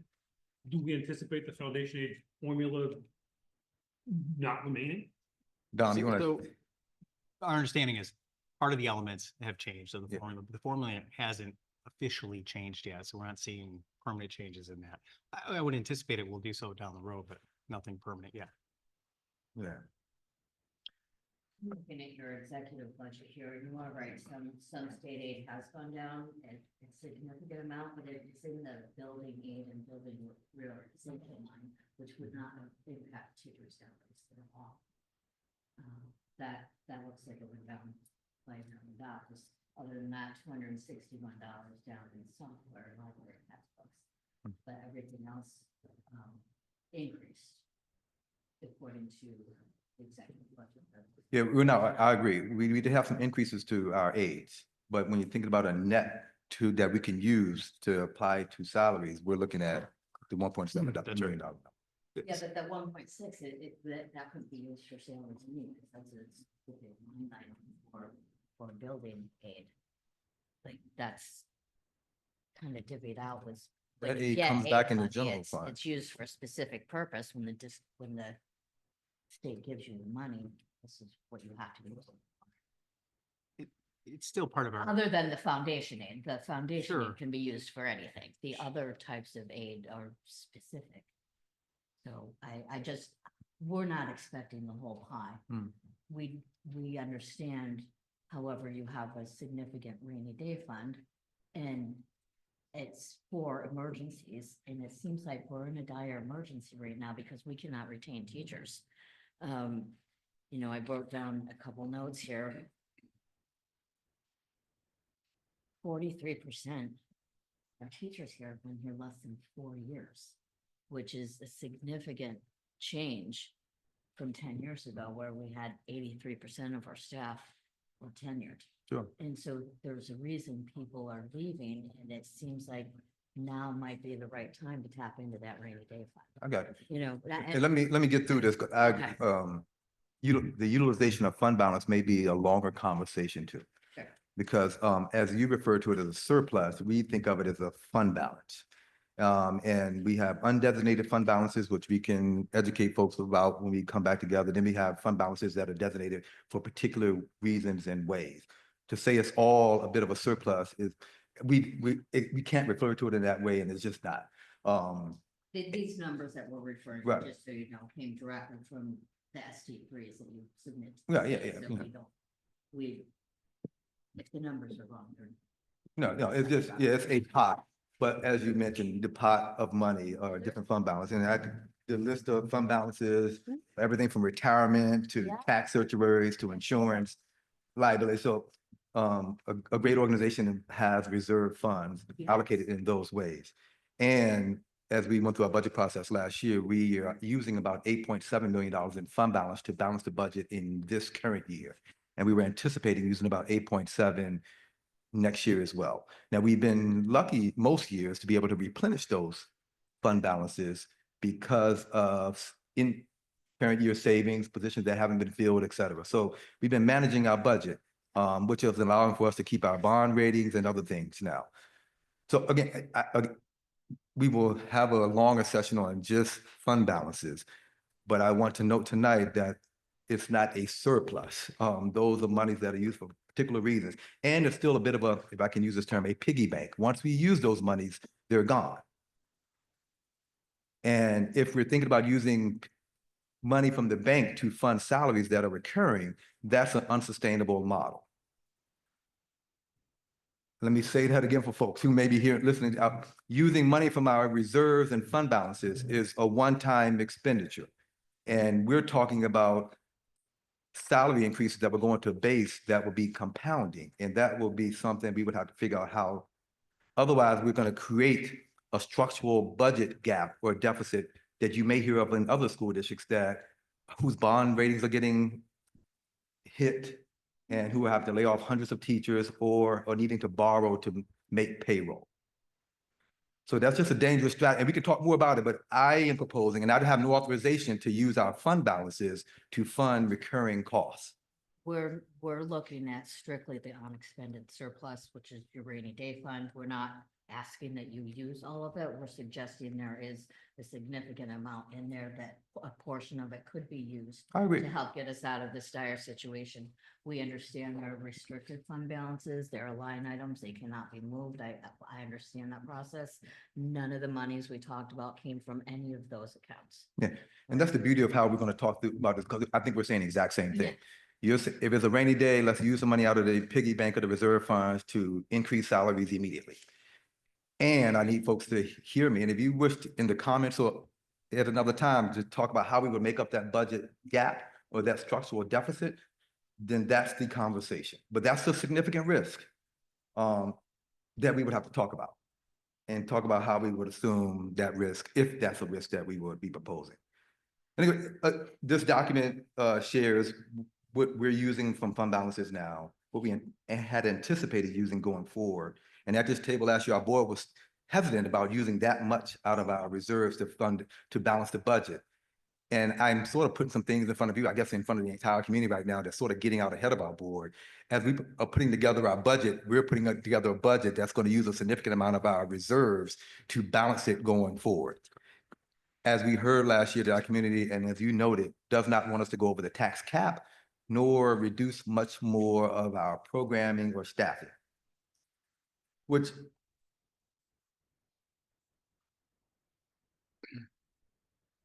and here is where we as a team need to figure out where we go.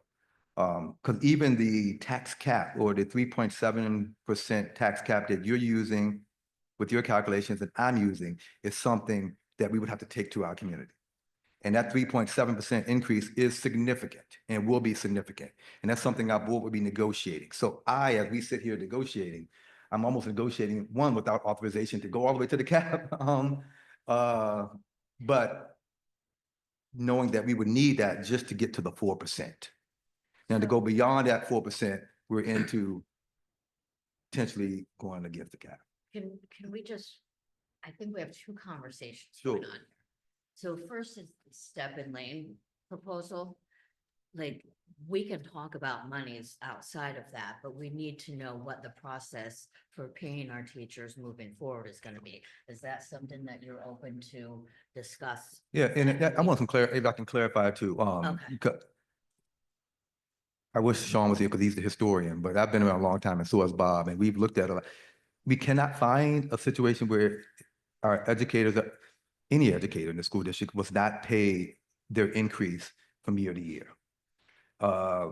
There has been contracts that have been negotiated and settled. We've done retro. We couldn't find a situation where retro pay wasn't provided, nor did we have a situation where there was a freeze in salaries.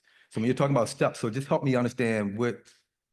Yeah, we weren't asserting that, we weren't asserting that anybody had a freeze. We were saying that, for example, at the end of this year, all of our salaries, all the teachers in this room, right now at this time, who knows what they're gonna be? Who knows what our raises are gonna Right. be? It's all uncertain. And this time, there's no raise. And at this time, there's no raise. So that's what we're talking That's the about. biggest problem with the step and lane system, without us. Yeah, We have no raise unless we negotiate it. unless you negotiated. It's one of the things that's put us in a very unfortunate position over time, because an element of bargaining is you always have to give something up. So without a step and lane, without a guaranteed cost of living increase even, Mhm. I have to come to the negotiation table every year and give something up to potentially get 2%, Yeah. to get a cost of living rate. That's one of the things that, in my view, has backed us into a very unfortunate situation, as well as a fairly adversarial relationship that we'd rather not have with district leadership. Sure. So I think in terms of changing our tone of our interaction, feeling of our team, I think got it's important That makes sense. cultural shift.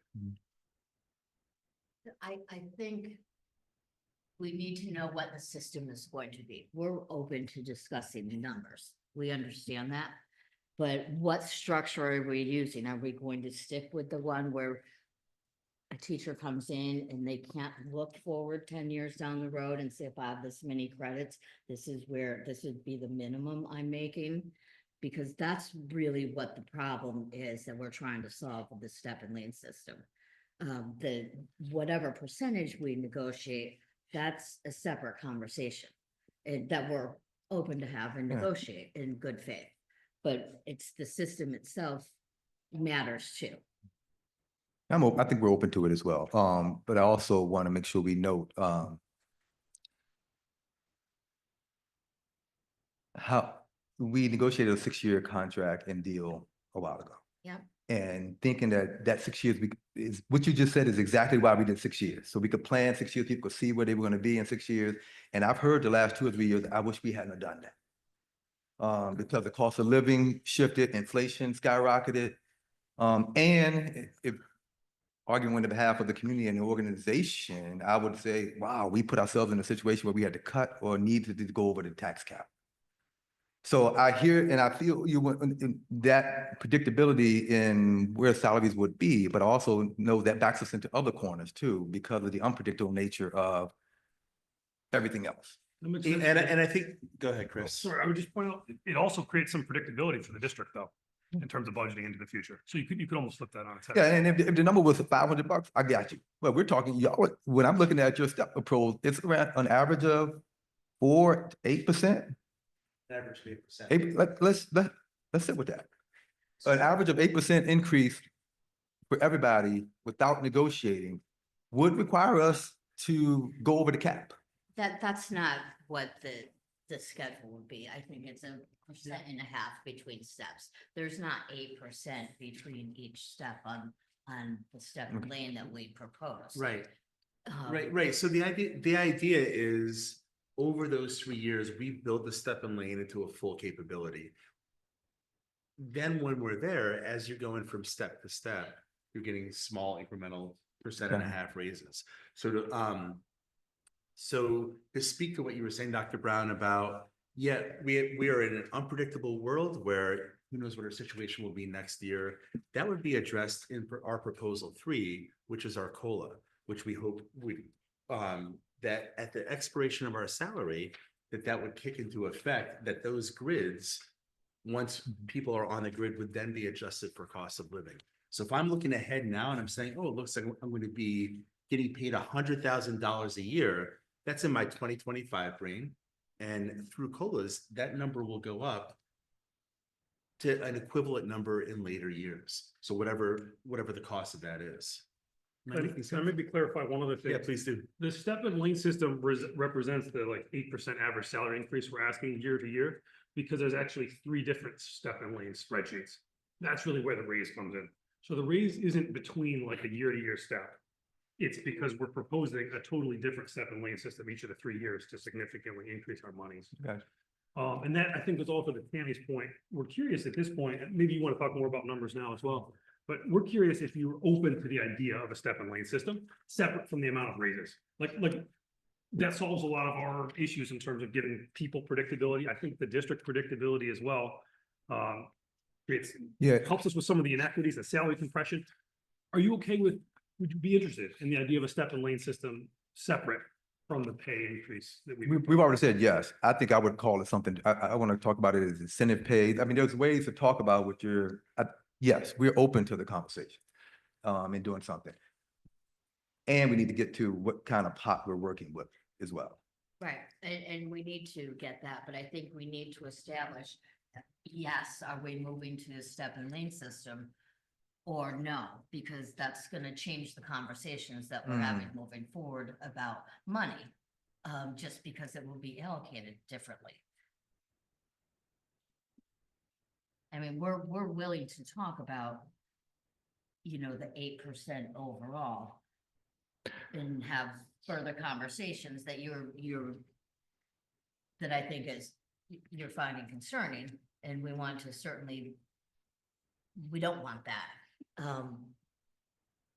We want everyone to be on the same page, and I think maybe sometimes we're getting lost in the translation. Maybe we're not using the same words and verbiage. But in order to move forward with the salary discussion, we have to know, is this the system we're gonna use, or are we sticking with the status quo? And I think moving to this not only makes sense for all the reasons that these folks talked about, but we have fewer teachers going into the profession. We don't have 100 applicants for one open position anymore. Sometimes we don't have any applicants. And we want to keep the good teachers that we have now. And we don't want to see them go either. So we need to keep them, and giving this type of system gives them something to look forward to. They know where they're going to be at the end of their career, a minimum of where they would be at the end of their career, as opposed to the unknown. What's my salary going to be in 5 years? And that will help retain our teachers and not have them, you know, when Lansing calls them on the phone, hey, why don't you come here? They'll say, no, I'm happy here. I know where I'm going to be. They might offer, you know, a couple $1,000s more for the initial move, but if they look at the long range, they can see where their salary is going to be, and it might incentivize them. I believe it will incentivize them to stay here at Ithaca, where we want them to stay. I think for today, we don't want to shut down any conversation around step and lane system. We sort of have a bit of a lane system now. It's not quite as picturesque as your grid system, but as you earn your credits right now under the current contract, you move $600 across, right? Yep. I appreciate that. And we don't want to shut down the conversation around steps. Steps would be a significant alteration in how we've done business at both as union and management in terms of what we've collaboratively bargained for even before any of us were working here. I think we believe there were not steps as long as 30 years ago. So again, in the spirit of collaboration, transparency, we want to continue to talk about it, but it is it's a huge change. So we're gonna do some work behind the scenes, try to figure out what we can and cannot at this point support, and look forward to having more discussion with you next time. The other thing, and I don't want to name. Bob, just to clarify, am I hearing you say that you all want some time to think about it, to look into it? If we want to count on. Yeah, we don't want to process the dismiss it idea? out of hand because you've done tremendous work on this whole contract, and we sincerely appreciate the amount of work that your group has put in, and we know you've been working on it. Catherine has said for 18 months. It's impressive and substantial, and we don't want to, just because we haven't had experience with steps in this district, we don't want to just simply say no to it, right? We want to give some real good thought process to it. But I'm foreshadowing that it is a big step. And so tonight, we don't want to shut it down, but we're going to have some difficult conversations and look forward to it. Yeah. Now, the other thing, talking about, I don't want to name the district, but there are competing districts around us where the superintendent has the authority under their collective bargaining to set the salary of incoming teachers. Now, this district that I'm thinking of is not big enough to take a lot of our teachers, but they will always be in a position because of that power that the superintendent has under their collective bargaining agreement to take whatever salary grid we come up with and poach teachers from us. So like, there's no way anything we do here is going to stop that. I disagree with that, but I know we're not exactly talking about money right now. We're talking about the step and lane. Yeah. Maybe, so. Yeah, so we want to maybe talk about, do we have the authority? Could we have the authority if we have a teacher that only has 5 years experience, but those 5 years they're an excellent teacher. We all can agree to whatever parameters we have around that teacher. Do we want to give our superintendent the authority to say, I'm hiring you on step 15? I don't know. I'm just putting it out there because we have lost teachers to superintendents that had that authority, and maybe we can do some poaching of our own and get them I back. can speak to that. There's probably very few districts that have that authority. Agreed. And Yeah. we do have a proposal on the table that lets you give additional credit for some private schools, some out-of-state credit that you currently cannot give. So I think we already have a proposal on the table that will help with that. Maybe I'm going off script here, Doc. I'm sorry, but maybe some authority to hire back teachers in neighboring districts who were poached from us because the superintendent had authority. Maybe we'll go back to them and say, we now have authority to hire you back, and you were a great teacher, and we want you back. And so be thinking about that too. The final thing is the COLA is difficult for many reasons, right? It just is because of we don't know where the inflation is heading. It was 2% roughly for over a decade, right? And unfortunately, I never thought I'd say this. I'm old enough to remember when inflation was running rampant in the 70s, right? And there was double-digit inflation every year for multiple years. And there was even something called the misery index, if you can remember. You remember the misery index, right? So we are very, very cautious about doing a COLA. And I'm just saying that I'm foreshadowing so you could be thinking about that and as we come back. So as you can see, our COLA right now is asking for a 3% cost of living. And this would kick in should our contract not reach ratification in July of 28. It would ask for a 3% or the CPI. So minimum 3%, but it could go as high as 8 or 9, which it has been. Yeah, so I guess the point I'm making is this feels similar to the step lane conversation where we can talk about a COLA and we can talk about numbers. So if we talk about a COLA being only tied to that, not to the minimum, whatever, it seems like we can have the talk like, hey, we don't want today's $100,000 to be 25 years from now is 100,000. So we want to be able to elevate that step lane. And therefore, we're going to need a little COLA, and we could talk about that specific number. So I just wonder if we can separate those a little bit. And I understand how the volatility of that CPI makes it a little harder to separate. So I appreciate that, but the step and lane and the COLA go hand in hand because you can't have a fixed system forever. And let me underscore, try to say it even more clearly. The pot is still important to us. You're asking for an 8% pot. We have been authorized and cannot see an avenue where we can go above a 4. So how innovative approach we can take to retention or being creative about incentivizing folks to stay and to come, we're open to all of that. But at the end of the day, it's going to come down to that pot of money.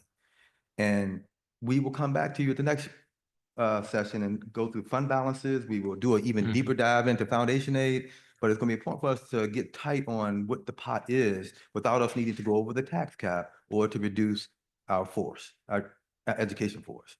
And that is where I still sense some disconnect here. Are you saying there's a disconnect because we are still saying 8 and you are saying 4? That's one, right? You're Yeah. saying 8 and I'm saying 4. Yeah. so- And you put up some numbers that we want to come back and clarify or to dive deeper into. And what I'm saying to you right now and to foreshadow is I don't see what you put up there as a way we can get to those kind of increases without going over the cap or reducing force. And if we use the strategy, which I think I heard about going into our fund balances and reserves to fund some of this, that's just creating a structural gap that a board, a superintendent, a team is going to have to figure out at some point or another. We just be kicking the can down the road. Yeah, so what we're seeing your proposal, so this is good to know. That gives us information to go back and begin to talk about numbers too, We right? all on the same page. So we want to find the right number, but I still feel we're talking about the idea of the step and lane and trying to find a closure on that part of the conversation. We're still open to it, Brian. Yeah. Let's come, if we can, I know I'm not going to get it tonight, but I'm open to any conversation that has a 4% pot. Can I say it any clearer? And you want an 8% pot. So we gotta close that gap first. And right now, the analysis is around how we can get to an 8% or how we reiterate how we're only at 4. Then let's do that first. But these other conversations, I see how they're connected, but they're gonna be hard to get to unless we figure out which pot we're working on. That won't send the district into a spiral, creating significant structural deficit in our budget and or requires our community to go over the cap. Which we certainly don't want to do. We don't want the district to be in a spiral. We don't want the cap to be raised, right? So Neither one of us we're on do. the same page about that. But I guess I was hearing, as Bob was talking about the COLA, which is connected to the step and lane, again, just the idea that these are structural things that we're proposing that we would like to talk about just for right now, independent of the pot. So if we're closing on that, if we're saying, yes, you need time to look at that step lane. Yes, you need time to consider the COLA. Then let's agree that needs time. Yeah, I hear you. I think we agree. I mean, the step system is such a huge change that I think we probably need to go back to the board as well and figure out where they're at, where their heads are at too. For folks who've been, since we're doing this in public now, this has come up every time we've sat down, the step system, and we haven't been able to figure out how to get that in. And maybe it's because of precedent. We haven't had a board and or a superintendent prior to me that wanted to engage in a conversation about step and for the reasons that I put forth or whatever other reason they had. So this will be a big one, on one that we would have to talk through some more. And we do want to talk about it some more because I do see the benefits and that can be helpful and mutually beneficial on both sides. And at the end of the day, we can't put a step system in place and then hand our community a bill that they cannot pay. And that's what I feel we'd be doing if we go over the 4%. I'm open to be proven wrong. But through the analysis from some of the smartest folks around finances that I've ever been around, we have come up with that number. And I started with, that's the highest I can go, which I still think is a significant increase. And if someone wants to prove us wrong, then do that. But please don't say that we do that by pulling out of our reserves. Because I'm saying that's a structural issue that I don't want to be a part of. I think we're using reserves differently. Yeah, you use surplus. What's that? You use the word surplus, and that's very different from reserves. Unexpected, unexpended surplus is what I use, which is what we refer to in my world as the rainy day fund. We are not asking for you to deplete that rainy day fund. We're saying you can use a portion of it. That's what rainy day funds are for. When you're in dire situations, you pull those out. And that's where we feel we are in a dire situation because we cannot retain teachers. That's what that fund's for. We're not in the business of making money. Obviously, what comes in should go out when we should have a fund for emergencies. And your district has done a fabulous job of maintaining a nice fund balance and staying right at the 3.9% and, you know, and still growing and still being able to do capital projects, all of the good things that our students deserve. But they also deserve to maintain their teachers, right? And if we need to use part of that rainy day fund to do that, then they deserve that. I also want to, I just want to say, I hear what you're saying, Dr. Brown, of the pot is first and foremost on your mind. And, but I would say like, boy, we've run this model at 12% increases over 3 years, 16, 25, 4, 2. It runs at any increase. So the model works whatever the size of the pot is. I agree, yeah. Yeah, so we can talk about the model independently, but again, it sounds like we're having some thought about the model. We're having thought about the COLA.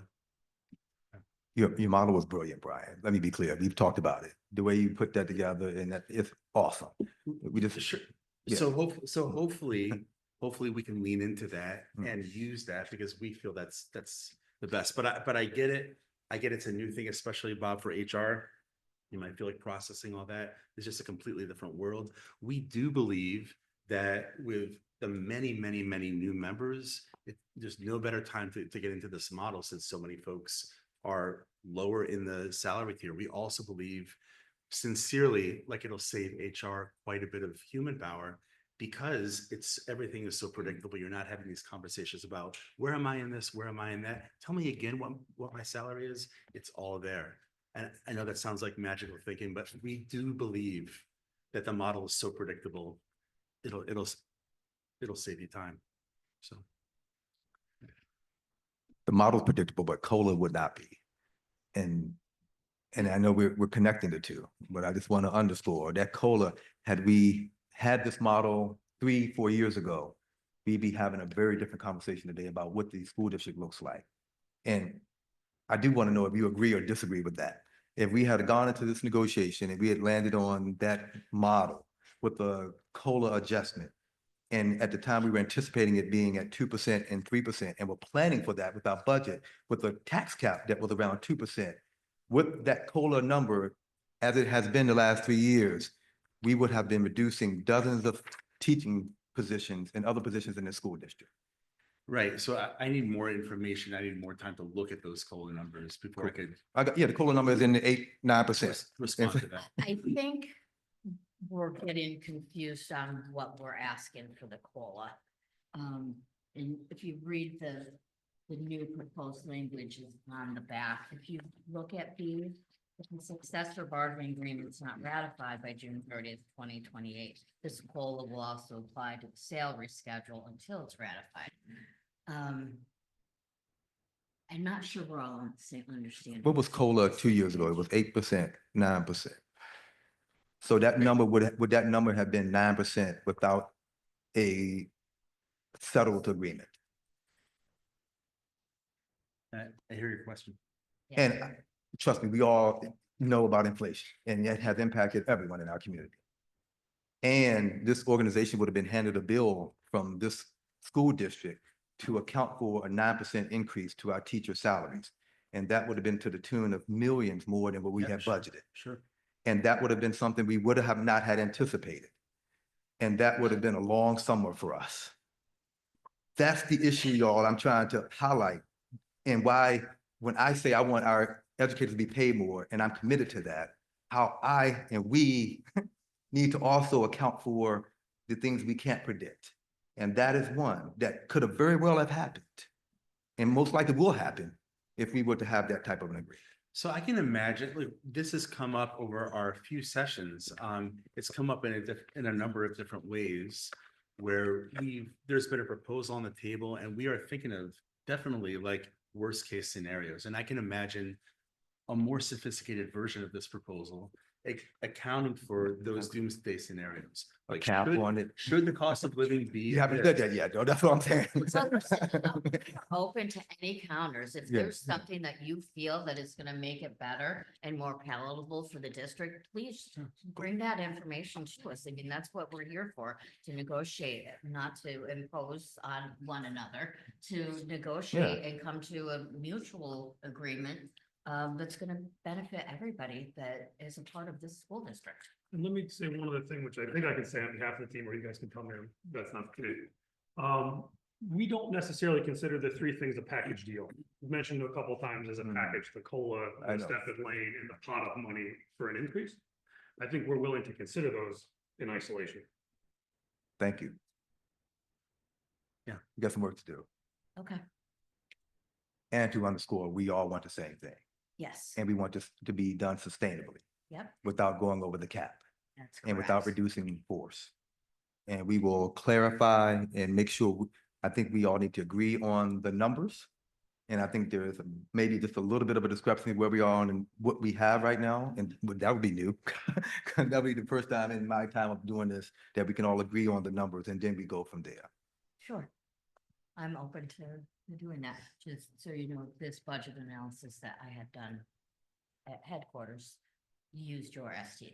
Yeah. So we didn't, they just put it into Yeah. categories. Yeah, it's going to be an Show us where education it's for our at. community on, and we've done this at board meetings over the last few years, an education on fund balances and reserves and what can be used and how they're used. Yeah, And, we didn't look And at they did- any yeah, exactly. restricted items. and We- that's that's an important piece. I understand that. And you and scared, my you team said surplus. understands that. Well, Yeah, that's a technical. that's a technical term. So for technical term, that's what it is. Yeah. But if you want to call it something different. I'm happy We, to, I have so. to, yeah. We Oh, just that's also, fine. we just also want to stay, still speaking of the step and lane, that there are many, many models throughout the industry, throughout the state to look at. So we appreciate, it would be new for the ICSD to do that, but this certainly isn't like cooked up out of our No, brains. yeah, It's, yeah. it's commonplace, and we drew from multiple models to build our model. So certainly, yeah. What am I forgetting about? Certainly, we can do that work. Nothing. That's it. Where's Kathy? Hey, we good, Kathy? How you feeling? Yeah, I didn't really ask one. I was like, how we doing? Anything? Sure, I mean, Come back. yeah, come down to us and we seem to be doing okay, other than just a reminder that our next session isn't until March 20th. Right, so that is a long time to push a lot of these conversations away, and it pushes us very close to. Yeah, that's why I hope folks realize why I want to focus on salary, because we're putting together a budget right now. Right. And as we're building that budget, we're building it with a 4% assumption. And if I'm building it for an 8%, that's a significantly different budget That's right. and ask of our community. So we're in a tough spot because the 20th is going to be a long time. So I just want to reference a couple numbers as you were saying budgeting. So in 23-24, you budgeted 43 million for teacher budget codes, but you actually only spent 39 million. So we might have, I mean, you could still budget. We don't seem to be spending all of our budgeted amount. So that's another. Yeah, that's another education point Right. too. I mean, we budget for the number of FTE that we have Mhm. allocated. Right. So as we hear at HR committee meetings and other meetings, how we need to fill these positions, we be saying to our community and to our young people, Of course. we ain't filling them. And right. so I hear that. That's a tough one because we budget for a reason for those And FTEs. we want you to budget for a reason, and we want people to come here to work, and we want them to stay here to work, which is why we really have the big ask of the step and lane system. Yeah. And like Chris said, they don't have to, they can be separate conversations. They don't all have to be one. Okay. But we need to know what process we're going to be using moving forward so we can focus in on the pots of money and where they can go. What do you think? Can we do it? Should we do another session or can we wait that long? And if we wait that long, then that whole session will have to be around this piece here because that'll be getting us close to our budget proposal. I think that March 20th is too late to wait to make a decision. I mean, really, essentially, if we walk away from the table right now, we have a whole lot of people's thoughts and have made no movement from where we started. So we either need to schedule something soon to be able to do that, because March 20th is too late to make a decision to form a budget around. Or not we, too late, or we but- keep talking. And there's also, I mean, we tabled a number of items tonight, and we still have a number of really important, critical issues to talk about. And I recognize that this is the biggest and most significant, but it's also not the only issue. So to say we're not going to even have a conversation about this until the end of March doesn't seem realistic to getting to a successor agreement by June. Yeah, maybe too, you know, like David and I have done grievance, and you and I, or you and David and I might do, what was it, discipline and non-tenure. Maybe, Yeah. maybe we can, doesn't have to happen tonight, but some folks can do like a little one or two person committee to work on the other stuff. Not on salary. That's No, not something on we salary. do. The salary, we got to come back together. Right. Right. And yes, we could have a meeting before now on March 20th. Not a lot, I mean, I'm thinking the 13th. Will probably be this, because we need some time to put together some proposals. We probably should Yeah. get you a counter proposal. We got 2 weeks before the 13th and then 3 weeks before the 20th. So If maybe the possible, maybe 13th. do the 13th is what I'm thinking. March 13th is Caregiver Conference Day. It is Caregiver Conference Day. That's why we pushed this out to March And March 20th. 14th is Superintendent's Conference Day, so. Can we commit to the 13th, getting you a counter proposal? And would that speed things up? Or no? Yeah, and not me, just get Yeah, us the. I think we can share and some then- things. And then we could have time to talk before the 20th. It seems like we have to do some work between now and the 13th. We need. Yeah. On the 13th. We I know chose it's the 24th. caregiver conference, but we have to find a time to come together because you want to get the budget out. I would suggest maybe we start at a later time, maybe not aim for the 4, aim for 5. That way there's a little bit more breathing room between the caregiver conferences and the negotiations. But 5 days. it seems coming back on the 20th is just too late to be able to do this, especially if we're coming back on the 20th and we're only coming back because we're going to have discussion more. We're not coming back. Right. Who knows that we make an agreement then, right? I'll be down for an evening meeting on the 13th. Sorry, I didn't mean to volunteers for me, No, that's fine. but. That's fine. I mean, part of doing this is knowing that you do the work that needs Right. to be done when it needs But to I be think it done. needs to happen sooner so that we can have that fruitful negotiation and we can do it in a timely way. Both for our own purposes, so that we can get to the proposals that we still have remaining. And for the sake of creating a budget in a timely and responsible way for our public. I'm still unclear from sitting in the audience here in the gallery here.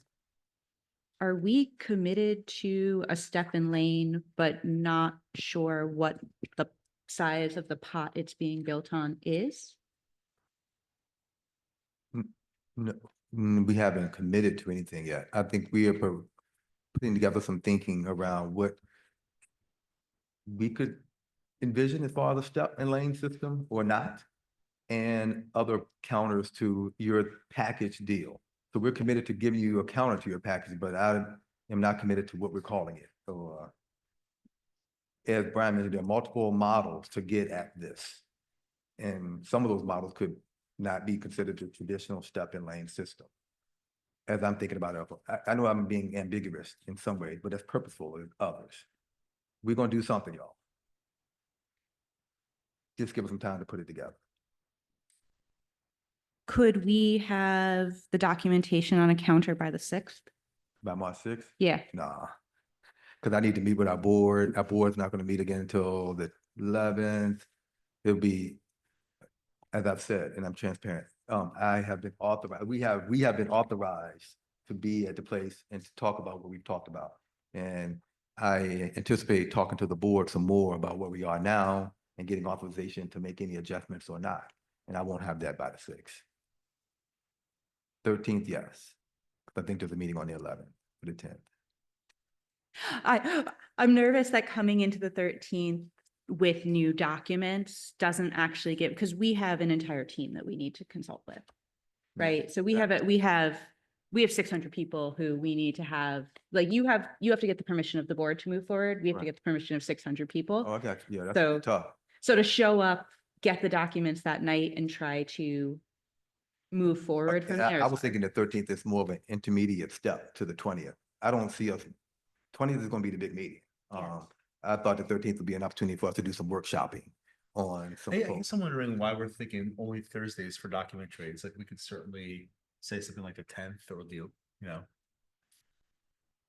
We're just talking sharing documents. Am I I missing think, something? but I think that there's also the conversation that goes along s- with sharing I'm documents. sorry, yeah. Well, we're talking about sharing documents, so then we can have a productive conversation, right? So if we just share them on the 13th and we're meeting on the 13th, we haven't had time to talk. So you weren't asking Catherine for you weren't asking for a meeting on the 6th, you were asking for The documents. the documents. Yeah, and I responded, I I hear think you, I yeah. can put that together because I won't have an opportunity to be with Right. You got 600, I got 9, but I guess- gotta Yeah. put them 9 together. I Yeah, guess what I'm mine saying, all work in one if place. if not the 6th, could it be the 10th, 11th, 12th? Like some kind of earlier, The 11th is a board meeting, the 12th is a Wednesday, the 13th is that Thursday. so could it help spell it out? Could it be one of those non-13th days? It could be the 12th, which is Wednesday, and yeah, if that 24 hours is gonna buy us, and I think that even 24 hours with the documents would be helpful. Okay, we can It get would you- help us have a more Oh, you're saying productive as far as getting conversation you on the the documents, and we 13th. still meet on the 13th. Yeah. Okay, That's all we're yeah, saying. we can. Yeah, if we can have the documents on the 12th, meet on the 13th, I think that we stand a better chance of having a more productive conversation that might reach a resolution by the 20th. No doubt. Got you. Okay. I mean, if we can do that, But folks, this is a lot of work. I hope people realize who aren't at the table, how much work there will take to get all these numbers and talk to these folks. So we're busy. We're in Yeah. negotiate. If you don't get an email response within 5 hours, please know people are doing some other stuff. 5 to 7 days now on Oh, the communication protocol, so.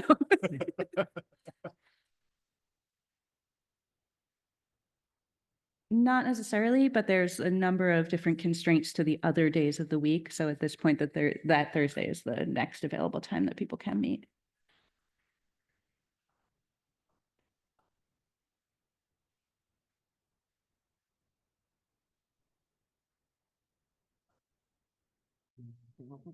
Yeah, no, it's not gonna work for our LRS.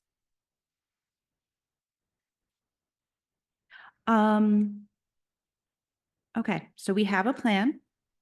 The plan is to get the documents by the 12th, meet on the 13th, and meet on the 20th. That is really the only thing that we can do at this point.